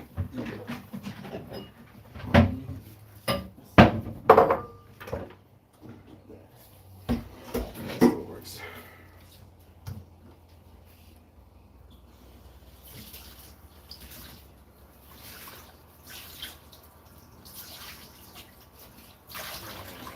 Probably isn't gonna be hot. Go yeah? It's gonna be hot water on this. It should wash really easy at least. It's just like some chicken, some egg flakies. But there's not gonna be any hot water in there.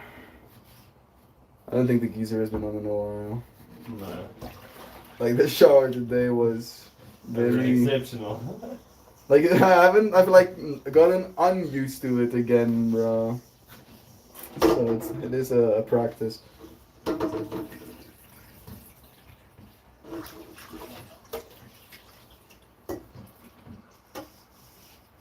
And it is winter now again, so the pipes are actually Yeah, they're cold. not getting that normal summer. Yeah. Not getting free energy.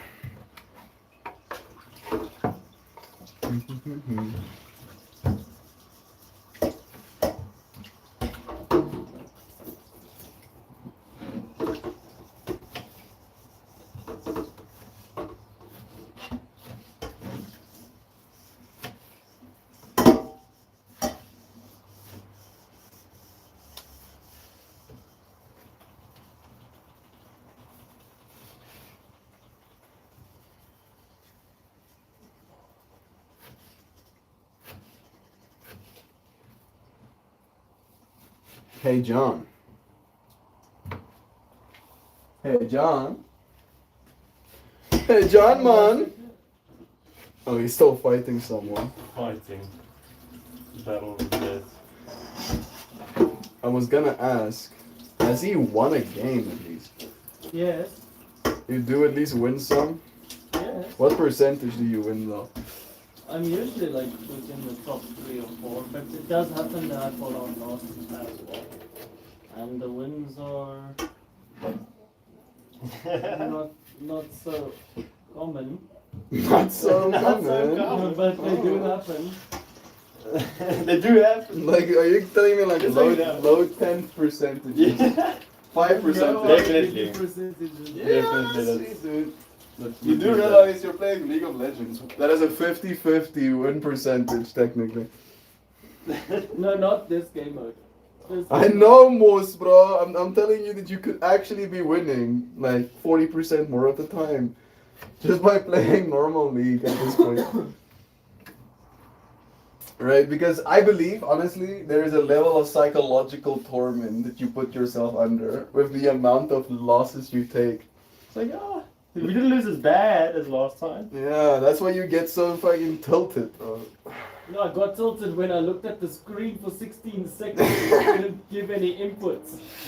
Ah, yes, I'm playing game. All of a sudden I was watching It is a called series. Standing dude. Simulator. All of a sudden I was watching a Standing. series. Standing around watching. You're getting to things watch happen. assault, bro. Just like to. Just watching somebody. Two beat up, minis bro. beats down standing still person. Yeah. No, I get it. I get it. It is a fractal. And it does, like, I mean, I've realized that there are different energies in the different games. Like the Fortnite fractal, that one makes my heart beat, bro. And Yeah, there is a bit more like exhilaration. yeah, and like it can be good technically. It can be very like afterwards you can like be running those fractals in your mind's eye, Yeah. which I again don't particularly appreciate with games because I'm very peculiar about my mental real estate. Yeah, you don't actually want that to be taken out. Yeah, exactly. It's not really inducing good. It's like I'm like sure maybe I'm practicing at the game right now, but is that really my skill set that I'm trying to grow? Where with Dota, there was very much like almost like an intellectual aspect to it. I felt very smart playing that game well, dude. Yeah, it is definitely a game that requires more intelligence Yeah. and strategy. And like the amount of like know-how of like items and Yeah. how much they cost and what combines and like there's so much to it.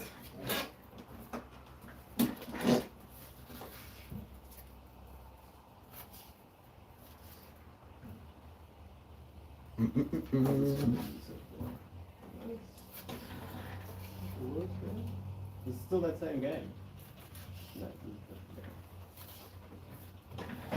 One more chicken breast. Let me move this quickly. Don't cook in your scarf. I'll cook my scarf. Don't tell me what to do. This is Joy V. Joy V is the one who gave me this scarf, so if anybody had some liberty to tell me what to Yeah, do. maybe fair enough. Fine, Joy V. Scarf taken off us. It's been removed. So, Full of soil and greenness. What? Technically correct, edible, the version of both. I think I'm missing some fractals. Can you tilt the camera so we can see what you're cutting? Is better? You didn't like the mystery? I don't know if this is very riveting content. It's kind of dark even. I am technically turning something whole into bits so that I can make a meal come together again. Right. I know I'm not all-knowing, but I know one thing for sure is that none of us like eating chicken breasts like snakes. it's just dropping the whole thing down. Dislocate jaw. No. We make pieces. Yes, no, this is not. You make easier for consumption. Like I'm just imagining this like whole ass chicken breast in your chow mein, dude. Like it feels like this one didn't render properly. Something doesn't seem right here.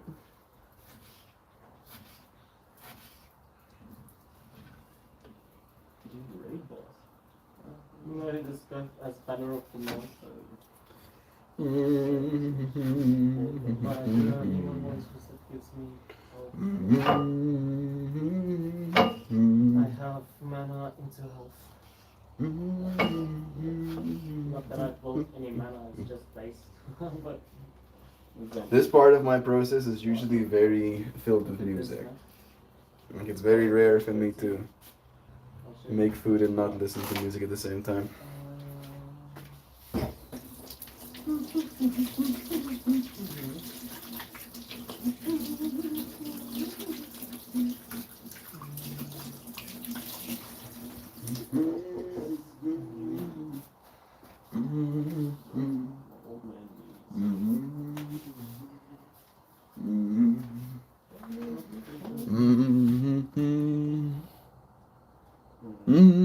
I need to do another one actually of this. Let your friends let you hear a little bit more. We don't talk about the disciplinary as long as they continue to be effective. Pixelary is a result industry. Excellent hand hygiene. Thank you, Simon. Don't want to be cross-contaminated.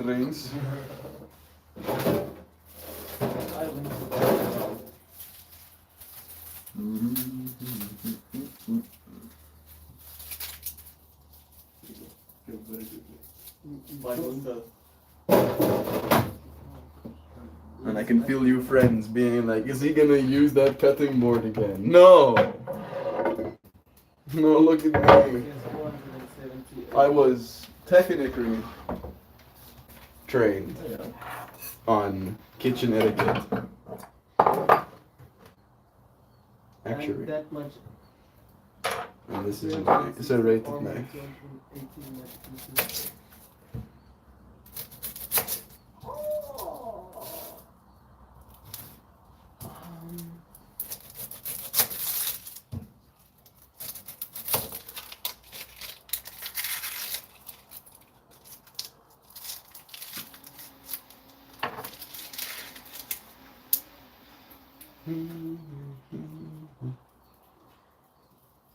Max, look at my AD.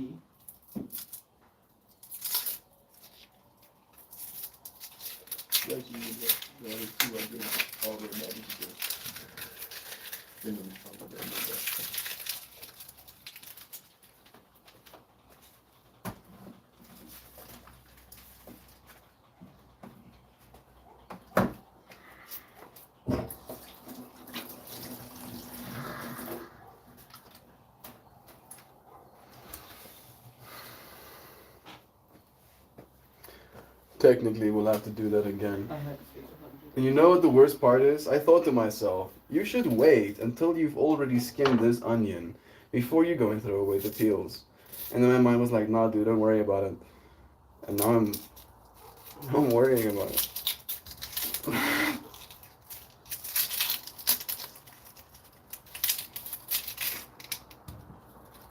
Again. Statistics.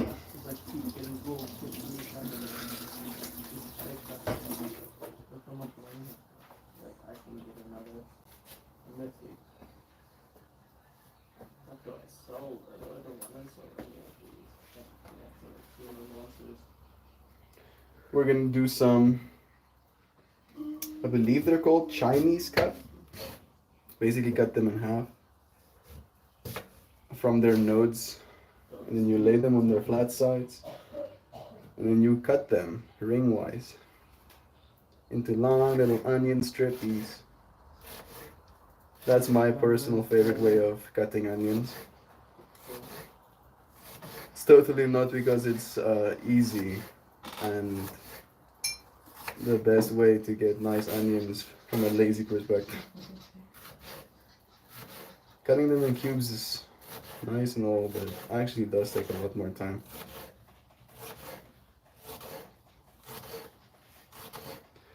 Operational complexity.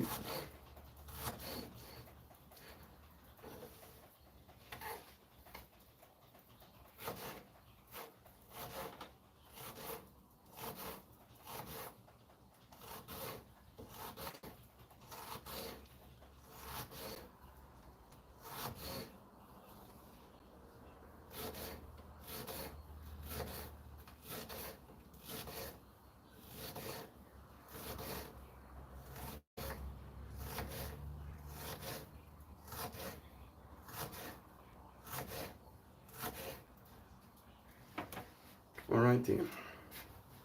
I do think.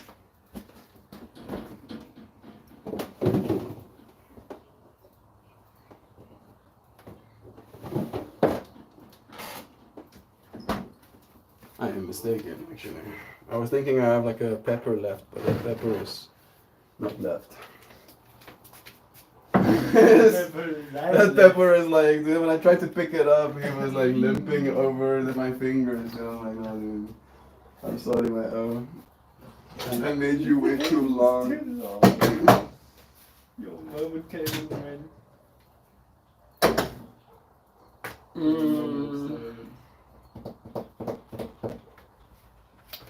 This ought to be fine. Am I gonna bring you closer? Wear your large afternoon wine lady sunglasses while you chop the onions. I don't need to do that. My eyes are fine.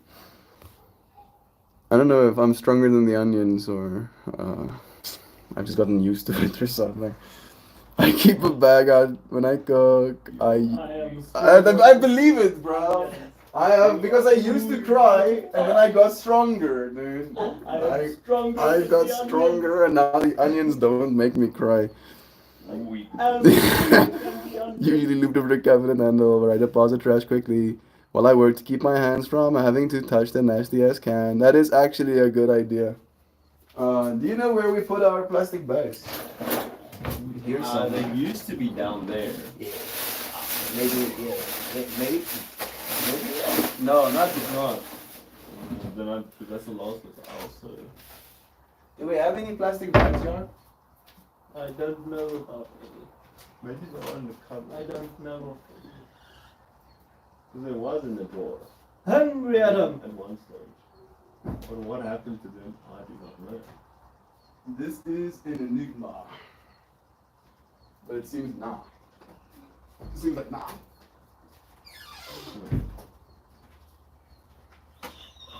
Not today. Fam. Not today. No. But I'm mostly like out of stuff to actually throw away, so very nice Malty. I have a very similar cooking system when I'm cooking. Bless. If you hold a burnt match in your teeth with a toothpick while you chop onions, they say it helps with the tears. Interesting. My aunt used to cook with a burnt match. I haven't thought it was a toothpick until she told me why. So since my foods go to the worms, my trash doesn't stank, and I only really have to take it out once or twice a month. That is actually wild. Onions never really bothered me. I think it's because my arms are long enough to chop it away from my face. Yeah, that's totally what's happening. We're just so tall, actually. I am definitely weaker than the onions. Yeah, John gets wrecked, he says. The key is not to get emotionally attached to the onions, exactly. That is actually the key, you know. I was just like, these onions are food. You know, no love. I do get attached to my food sometimes. My onions! Don't you, how do you not know where plastic bags are? We actually use reusable bags, and a lot of the time, a lot of our food comes in boxes as well. So we don't really do the bingies. I eat my feelings. It's the same thing, right? Yeah, me too. My trash things. It's full of cat litter. Goodness. I do not envy you. That's one of the things that I have a hard time abiding by with the whole cat's fractals. Having to clean kitty Don't worry, litter. we have cat litter without cats. You know what? Yeah, literally. Like the previous owners of this, well, previous tenants of this place, like literally threw their cat litter just over that. Yeah, no respect. I'm gonna make They you knew first you call. were gonna live here, so they just wanted to fuck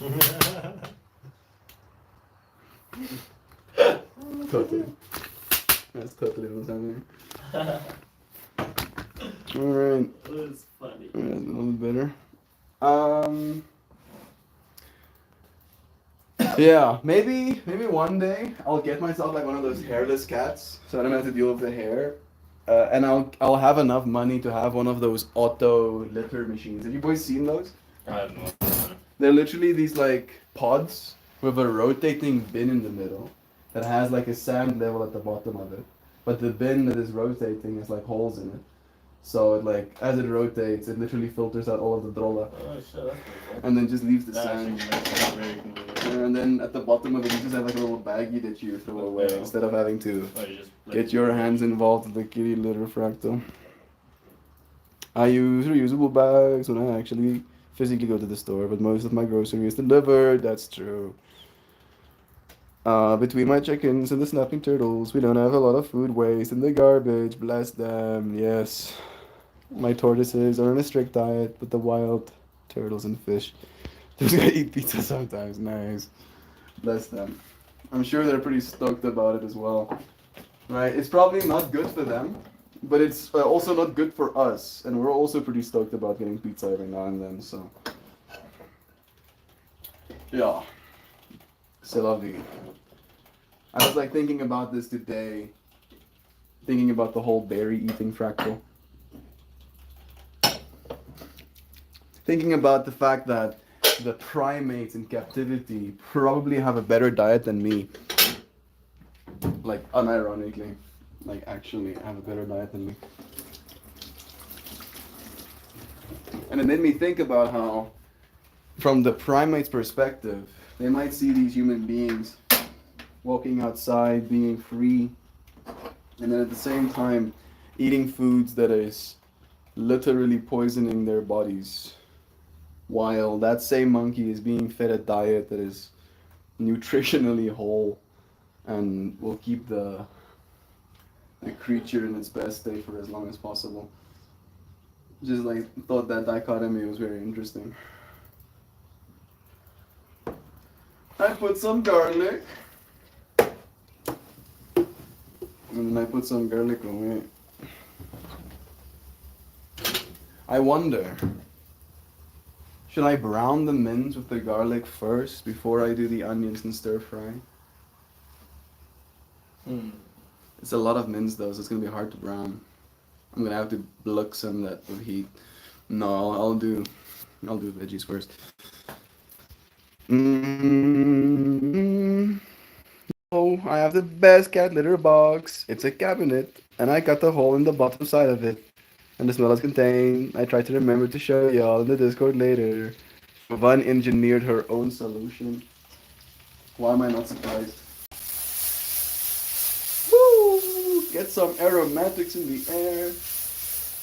Yummy. Garlic and butter do smell amazing together. And then we can do some onions.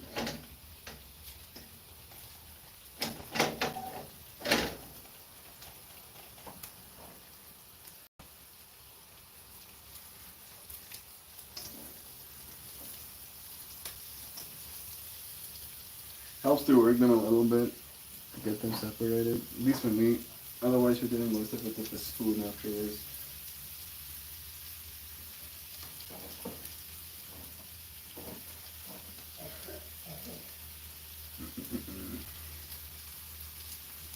I'm washing hands again.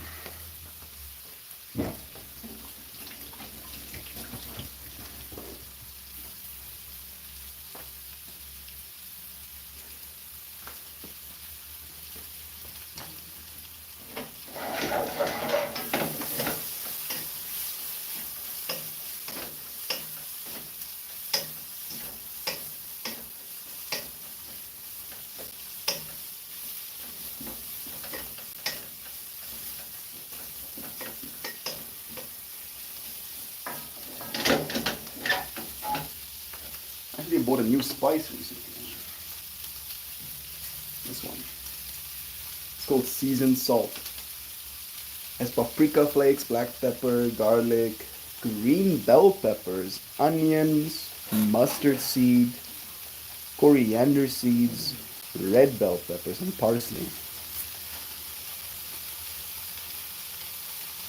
This is a pretty nice brand. We've been getting their salts a lot. Oh yeah, Yeah. I wonder about like the pricing of it. I don't think it's that expensive. It's like 60 rand for a bottle like Oh yeah, that. that's 60. It's like $3, $3. But usually for sizes like that, they're like 90 to 100. Yeah.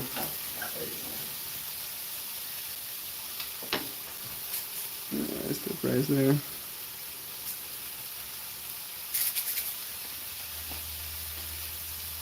Smells nice.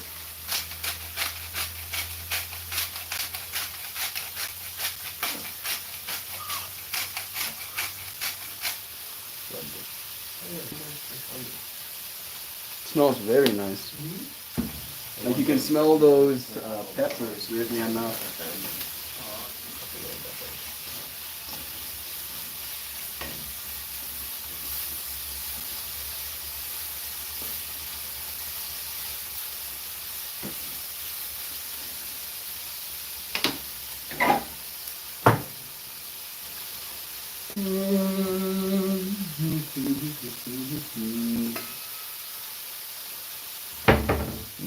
No, this one there.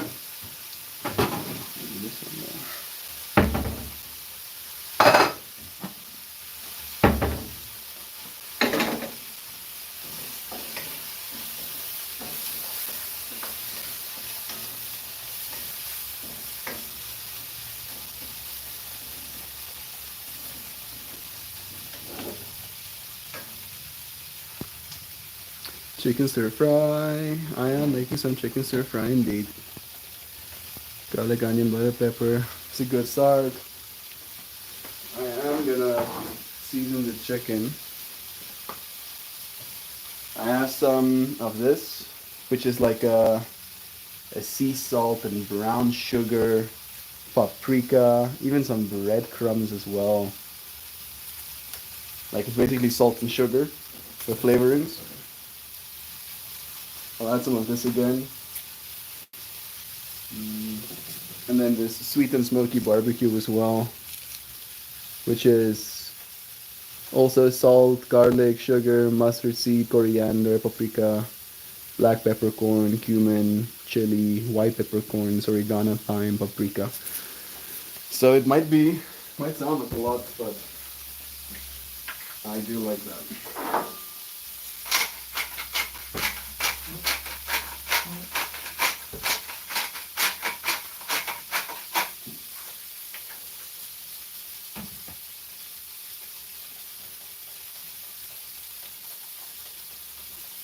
Actually, that's always a race.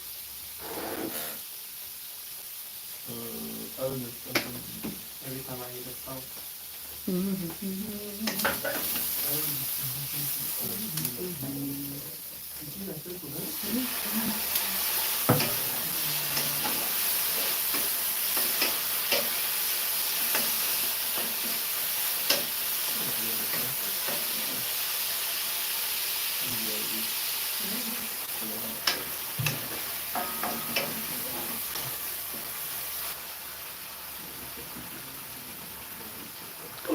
I also want to get an air fryer eventually. I think it could be a nice adder. I just don't think we have the space for it really. Maybe in the kitchen somewhere.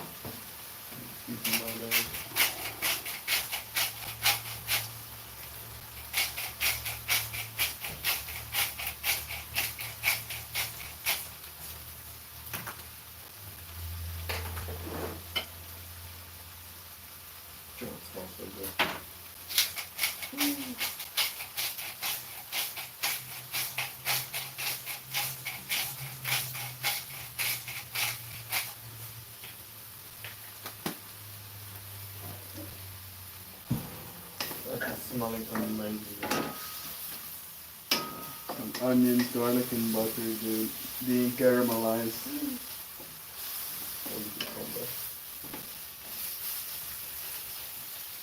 It is about what I like it. I will add vegetables.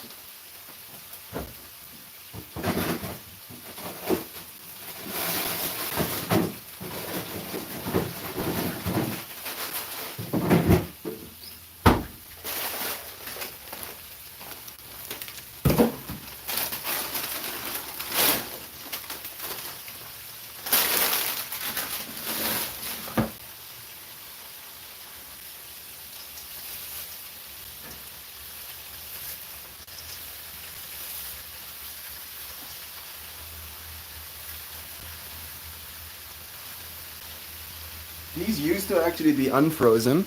We buy them unfrozen, but I noticed that they actually do keep longer when you freeze them. They become almost like kimchi if you leave them too long.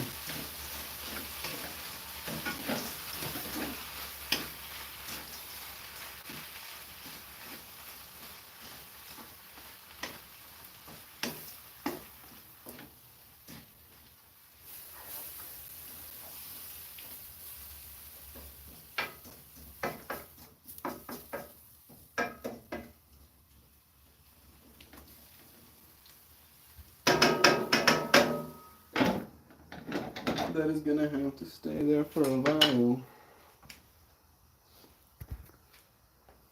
I got old wiring too. I have to be careful not to turn it on. I had a portable heater that was blowing our fuses. That grinder has the most satisfying sound. Just like teeth gnashing little bits into pieces.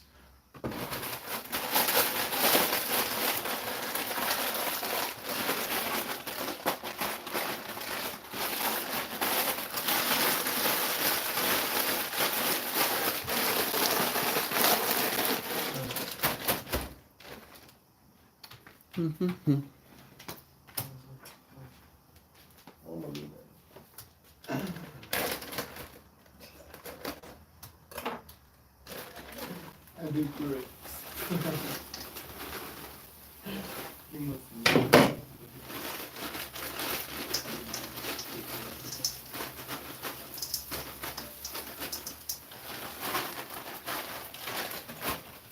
Okay, never mind. Half for now, half for next time.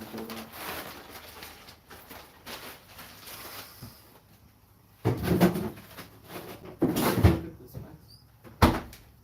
Healing in region, you do deal 70% much. Why did they take that? And why did they not build nice? Yeah. They have this.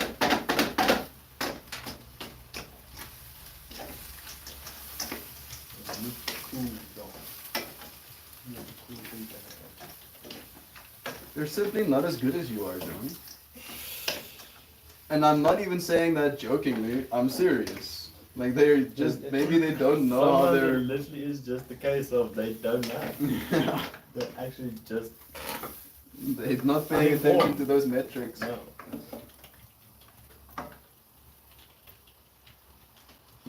All right, I'm gonna let the vegetables come together a little bit. I think I might need to add some salt.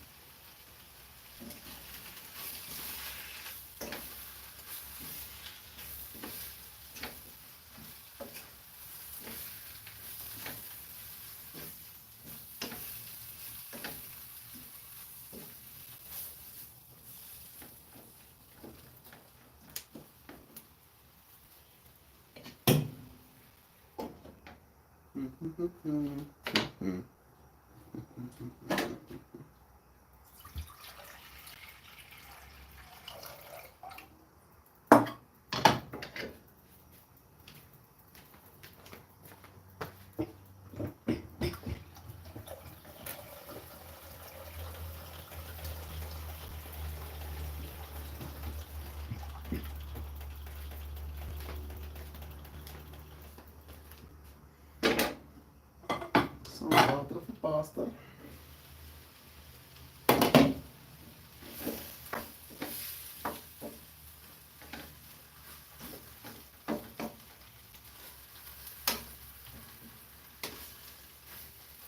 Spectrum Pacific trash element after putting this as a platinum opium and not building like steel in a boiling cow. Script for some reason.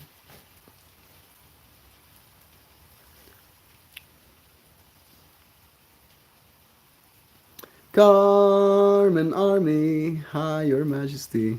It's nice having you here too. I don't think I've seen your name before, but it is a blessing having you. I am cooking food. It is fun. I got old wiring to bless you again. I'm 700 years old.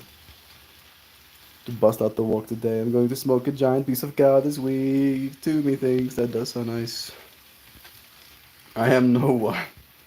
Today we make home some house fried rice that is so nice. House fried rice, nice. How are you gonna fit your house? It's a vegan by reducing down the components until they reach translucency, of course. House fried rice, pork and shrimp and veggies. How are you? Doing well in yourself. I'm happy to have food to cook. It's already looking pretty nice. I won't lie. There's no protein in there even. It's just vegetables and it's like, yes, appetize.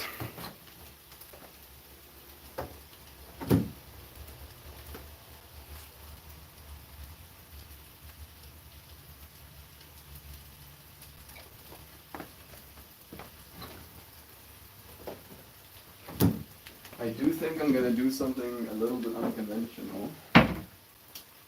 I'm gonna take the vegetables out of the pan to try and add some brown to the meat first anyway. I'm just off camera seasoning the meat right now. You wash the pot.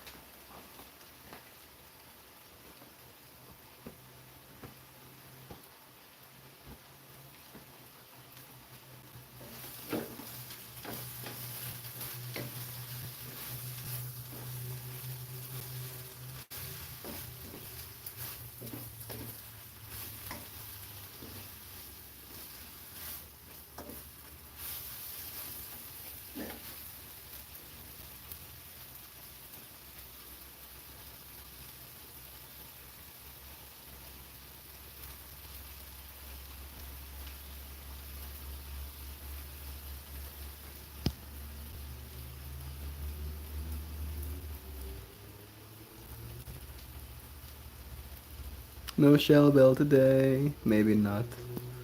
Maybe she's busy. Think she's busy lately? Yeah, she has been busy lately. I got some diced up pork in the freezer. I think I make a stir fry later this week. Nice. Everybody inspired to stir fry. I cook all the meals here, but this made me think about different recipes. I'm so excited. Your friends make me happy. Seeing your excitement in these moments. I'm happy that I ended up doing this. This stuff is happening, regardless. But now we're doing it together.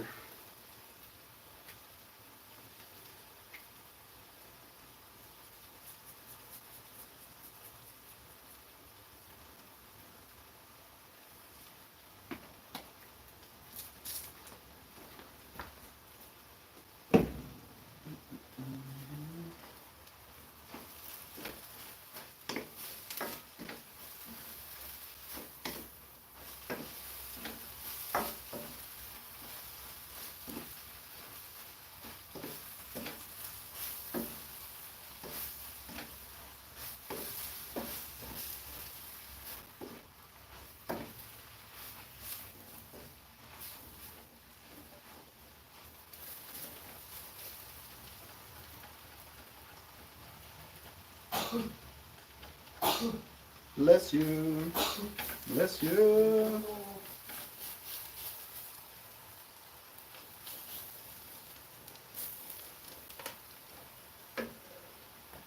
Just add some surface area to reduce the water a little bit more. Stir fry some cannabis in a bowl. Does that count? Don't eat that sound. There's something I ran into one time called the unexpected sandwich phenomenon that states any sandwich someone else makes for you will always taste better than one you made yourself. I actually do believe that a little bit. Feed the world, my friends. Feed it a little, feed it a lot. This world needs your contribution. This is true. Don't tell me not to eat this snozzberry. That is so damn real. Yep. It's the. I think it's a dopamine thing, right? Like you get more dopamine from someone else bringing you food than you get from cooking it yourself. Because you end up spending a lot of your dopamine in the process, probably. Fries with mine, please. Right. Man has extra orders even. That's still gonna go for a little bit.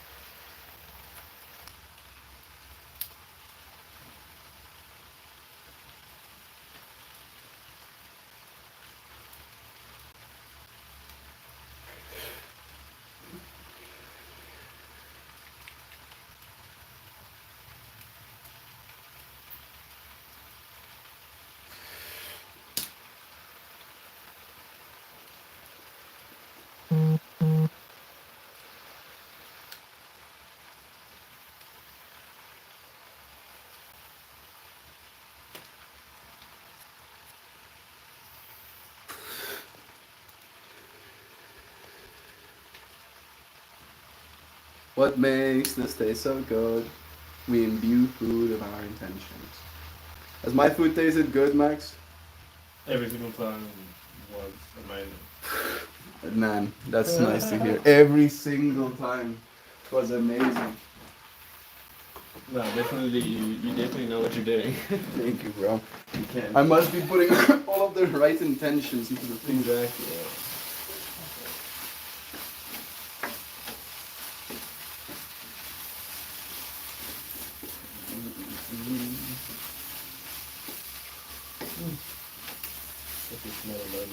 Best part, bro, this is just vegetables, though. Yeah, no, that's nice. Just vegetables, and it's also like calling me.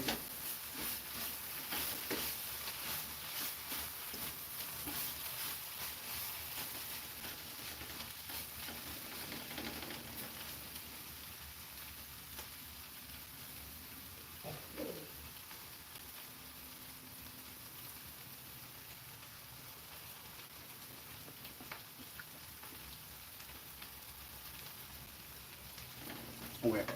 Yeah, that does taste nice.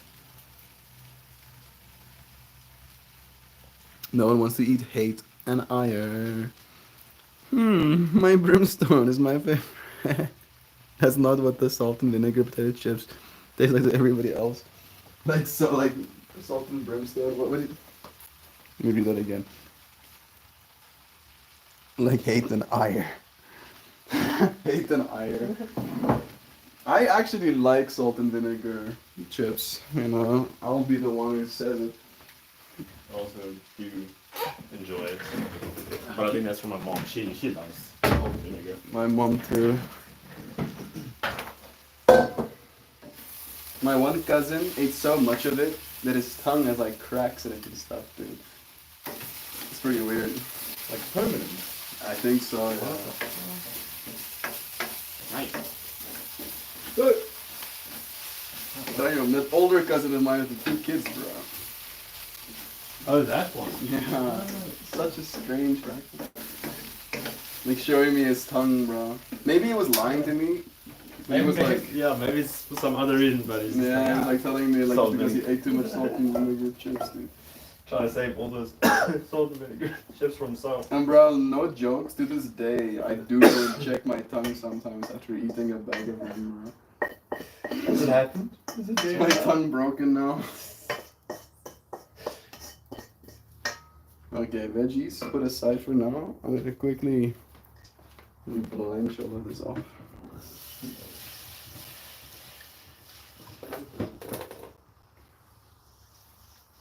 Woo! Bless you.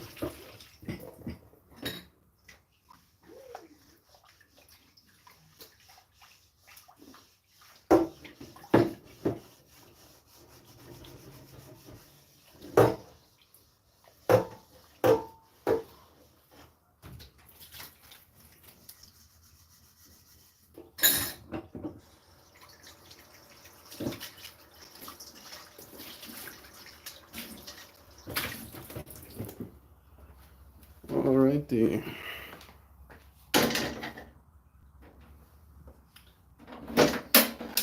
Ooh, this thing is still very hot. My fingers have now been slightly scorched.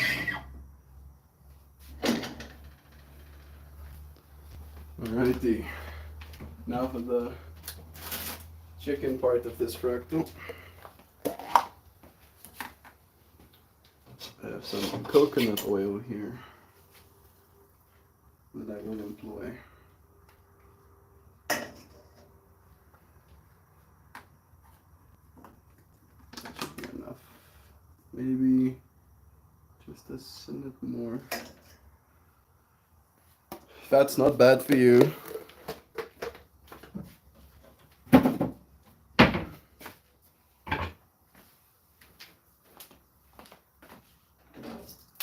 Woo!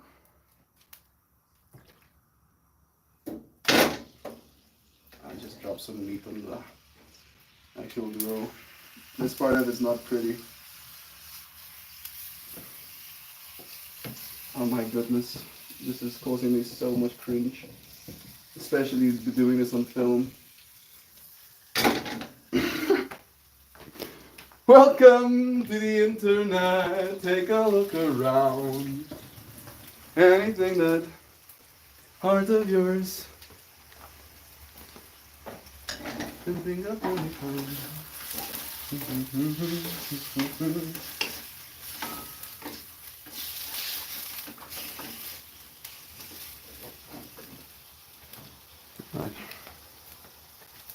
We are winning.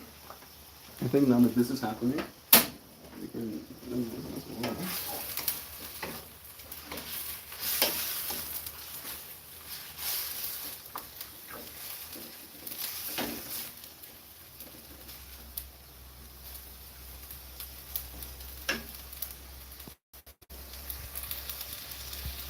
That was made to regret. The bird called the orton used to be cooked into an extravagant French dish eaten under a cloth. Oh yeah, yeah. Yeah, please no. I don't wanna talk about the blanket birds. Thank you. I use olive oil for everything. It's actually a lot better for you. It's a lot better for you. It's like the best oil you can eat technically. Coconut oil requires a delicate hand. Coconut oil is actually like one of the highest smoke point oils, so it's hard to make it carcinogenic for your body. Coconut oil, that's a nice touch, I bet. I usually do shellfish or super thin chicken.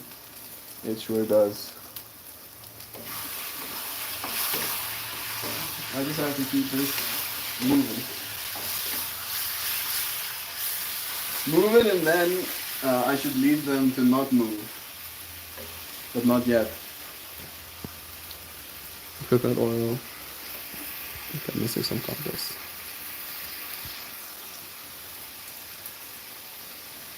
Yeah, that's a little bit of this.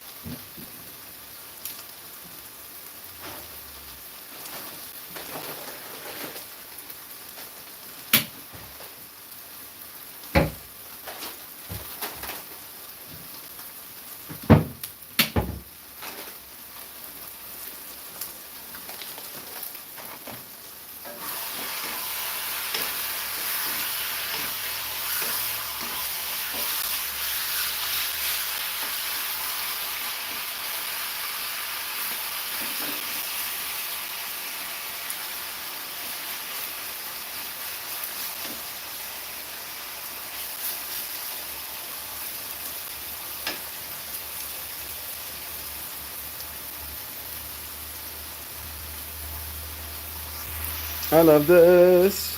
Melting foods with mouth. I love you, friends. Thank you just for being here. Like I am surprised people are staying.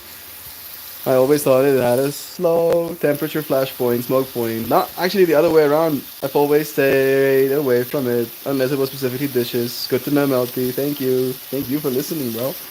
Google says that unrefined has a smoke point of 350, with refined higher point at around 400. Olive oil has a smoke point around 390 to 470. Yeah, both of them are high, but in comparison to like the other seed oils, they're like on a league of their own.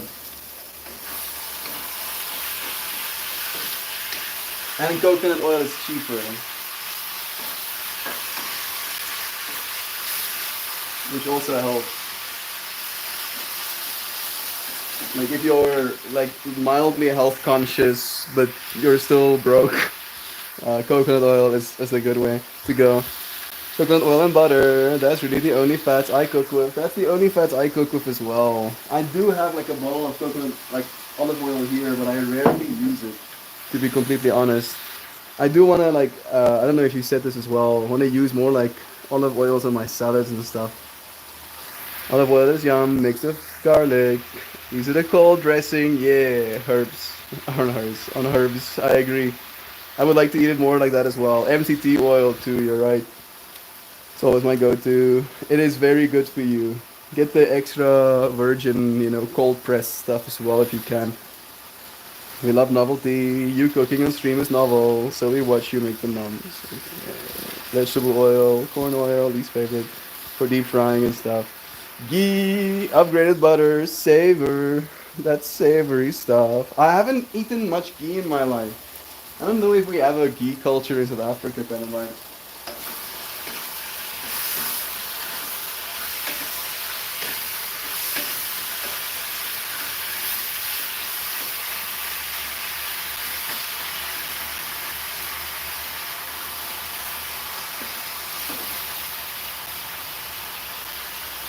I just had a super, I don't know if it's dark, but it is kind of concerning.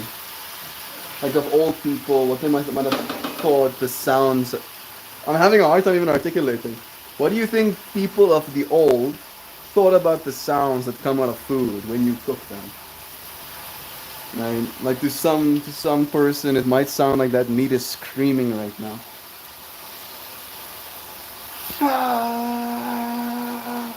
I'm gonna take a hell of an argument to get me to let go of my. Yay! I'm live again. I have like 12% on my battery.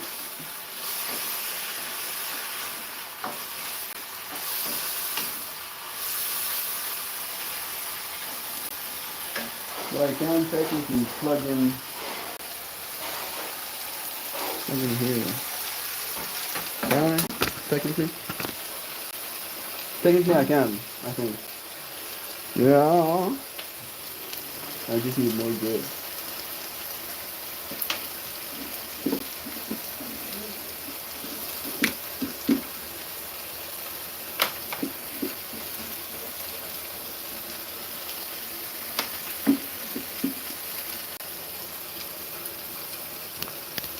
Bonk. There we go. My ears know that smell. It's iconic. It is. Like I was thinking that as well. Thank you for saying something. It is pretty hilarious.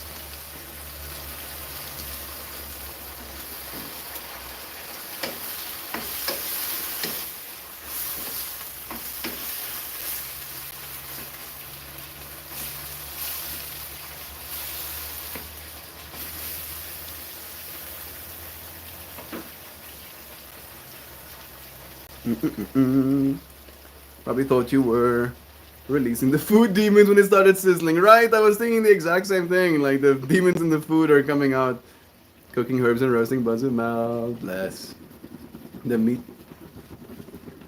Oh no! Our gas is finished. Oh shit. Fuck. That's a problem. That is a problem. I'm not technically done cooking. Our pasta is not even started yet. I mean, we can like turn on the stove. We'll try. Yep. That's the plan. Come and put it on. Of course, we literally run out of gas on stream. As I put my cell phone on charge, it doesn't run out of gas. Gas is officieel, klaar.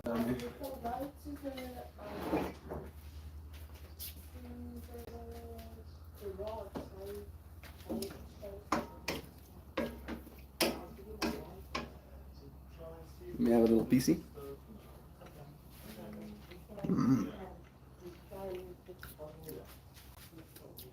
That is actually very nice. Oh no, yeah. The way the food should sound. Melting pot. The way the food should sound. Oh no. Out of gas. What are you gonna do? We do have the extra oven, so we're gonna probably turn it on. Did you turn it on, Max? It's on here as well. Which one am I using? I think maybe this. That was the stripping thing. It's dripping? It was stripping most at one Oh, point. okay. Oh, well, we assumed it was the. What's this thing have to be? Yeah. Oh, yes, yes.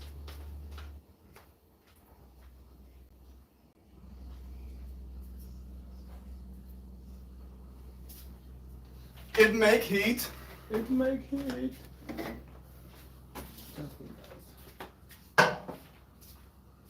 Nice. Save. Save. Crisis averted.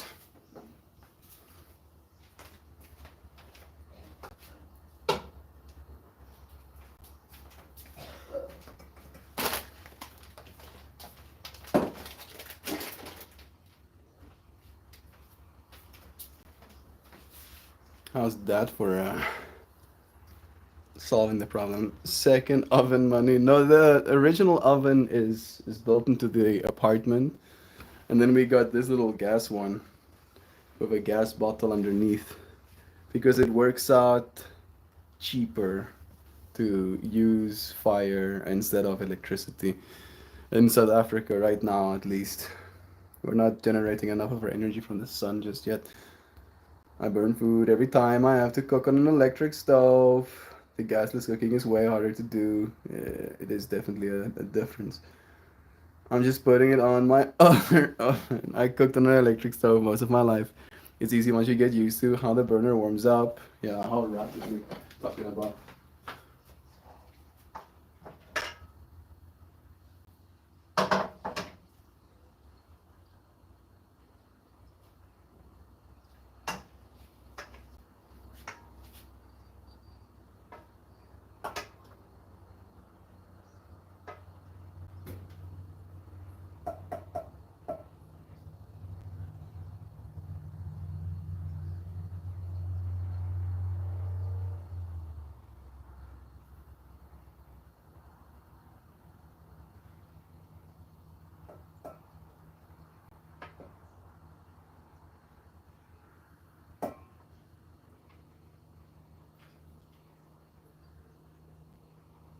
If you're wondering what I'm doing, I'm draining the liquids so that the chicken will actually brown before all of this liquids have to evaporate, creating some dryness in my chicken potentially. Woo! It is heavy.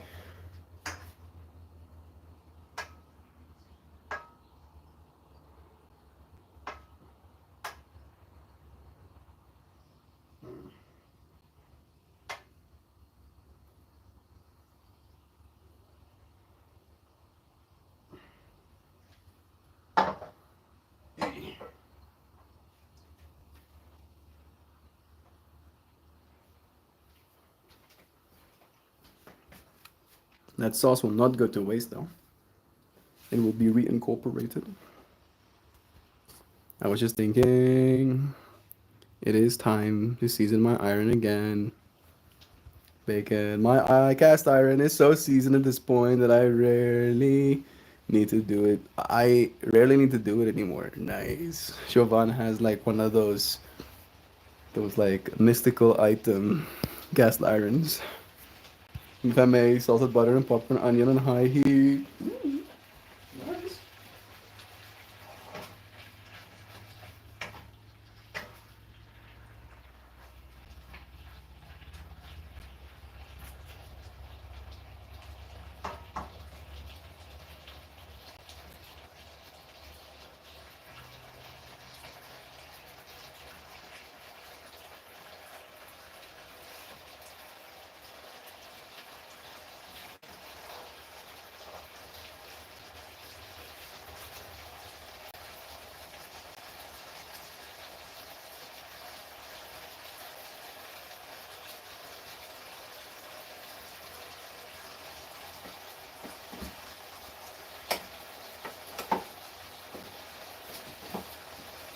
Bro, the whole house smells like hunger.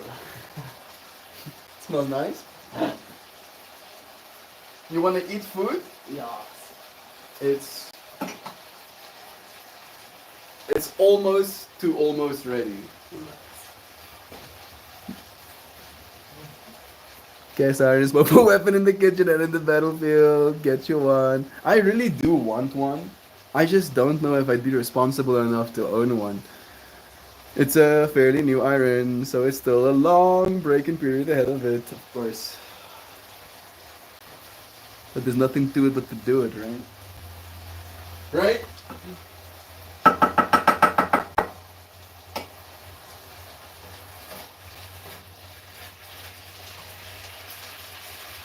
Got a big piece of coriander there.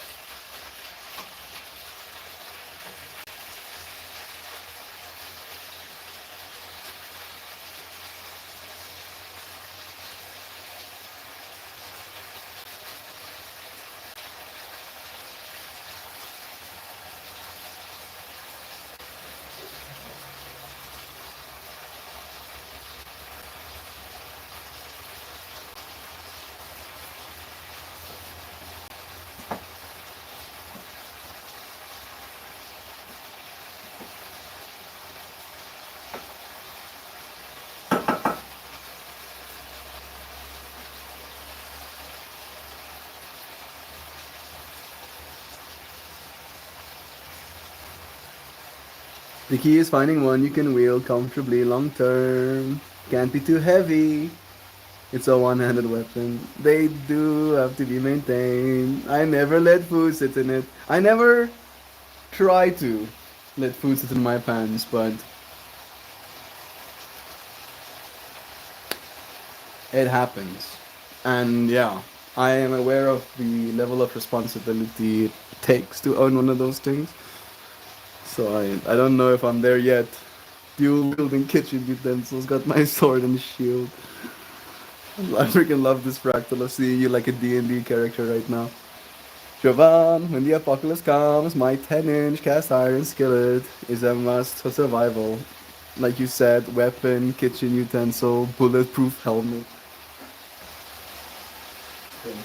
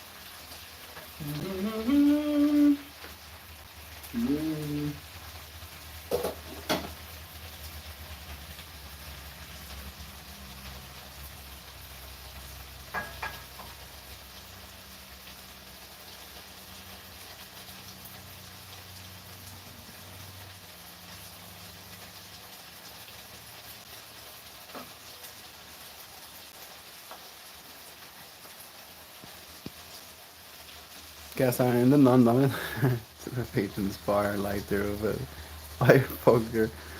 Your little own needle. Double-edged body armor, 30 little throwables, shuriken my ass, I'm throwing cookware. Just like have one of those guns that can shoot cups.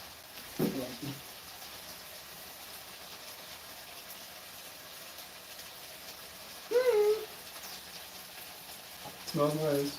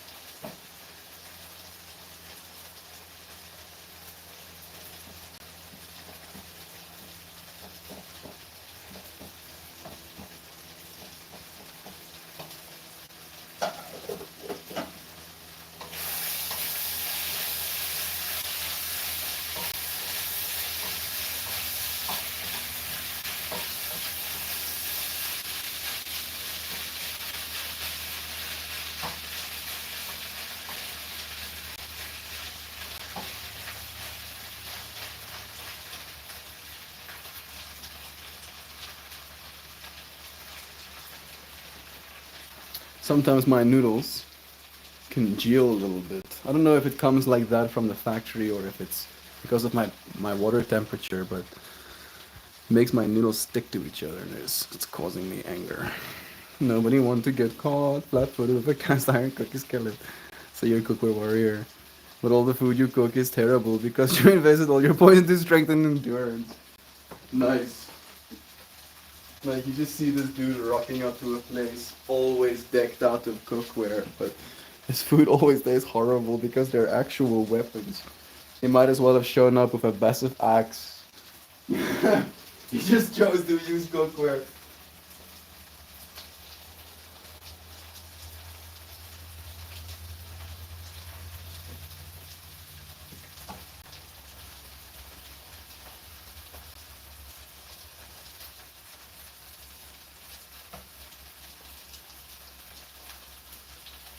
Nice. Everything seems pretty loosey-goosey. Mostly. There's still a little bit of plumpiness.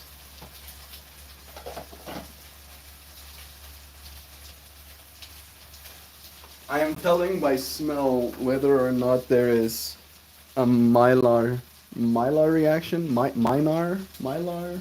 happening at the bottom of that pan. I want those little dark bits caramelizing the meat. Making good food that tastes terrible and poisonous food that tastes great. That's perfect. Put a few drops of oil in the water and your noodles won't stick together. No, it's not like they become clumped together after they go in. They're like compressed together when they're like so soft. And then some of them are too compressed and they are like almost congealed when they start to cook. Maybe the oil would help actually. I think you might not be wrong about that. I know that works for like spaghetti, but I haven't noticed it working for this that much.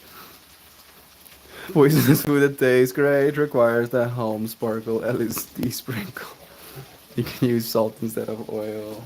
I did put salt. There is salt in the water.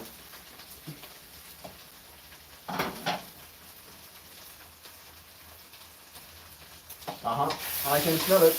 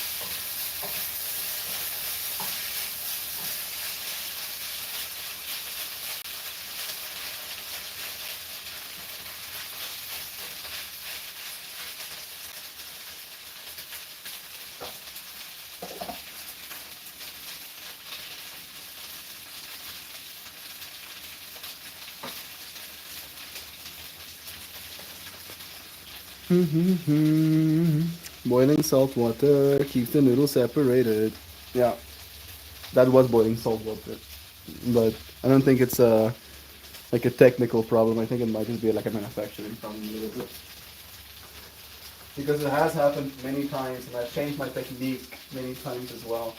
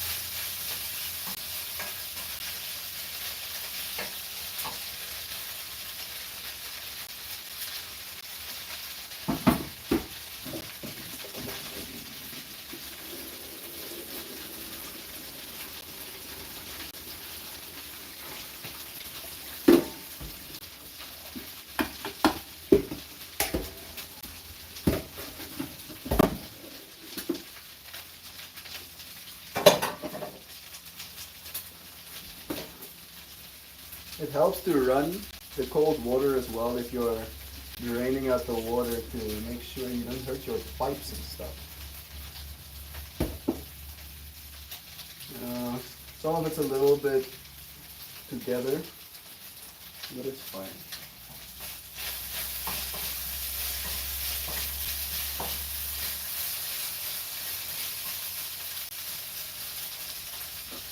Let me show you what I'm cooking up there before I add the vegetables.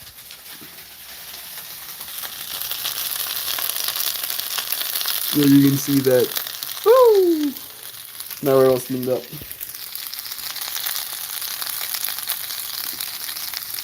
All right.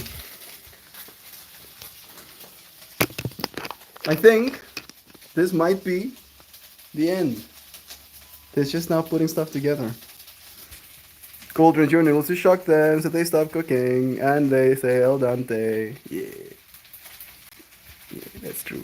Exactly, that's why I did that as well. The water is negligible. 2 teaspoons. Spoonful of oil to noodles. More spray. So much love to you, friends. Thank you for the run the cold water to stop the noodles cooking. Yeah. Yeah, but also for your pipes. Because there's a lot of hot water that you're pouring out. And if you have plastic pipes, and they're not spec to actually handle it, they can get harmed by it. So adding some extra cold water running actually helps reduce the differential. Yeah. There's a reason I also ran the water over the noodles themselves, not just on the sidelines.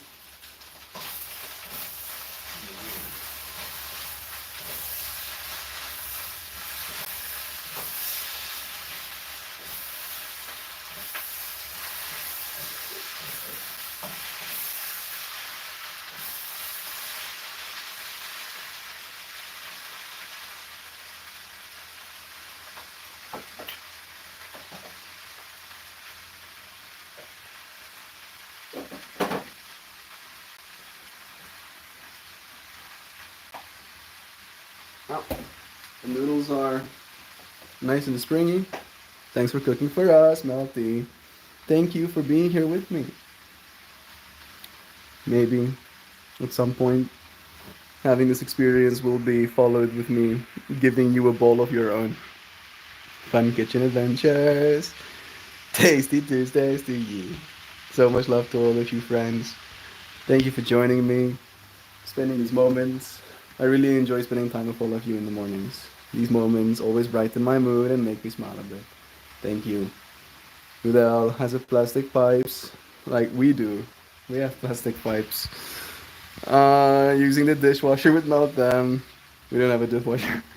Have the most encouraging day, everyone. Your for reals are so very muchly. Macho Grundo and Bigly love marvelously modest. Me? Melt more. And all of you oh so very exquisitely, whimsically, benevolently, steadfastly, undauntingly, wholesome, humanimal critter creatures, like energy alchemists, transforming paralytic guilt to the powerful will to fight, from debilitated to rehabilitated. I love you so much, Jovan. Thank you, dear friends, for joining us again. See you again soon. Tomorrow. Goodbye, everybody.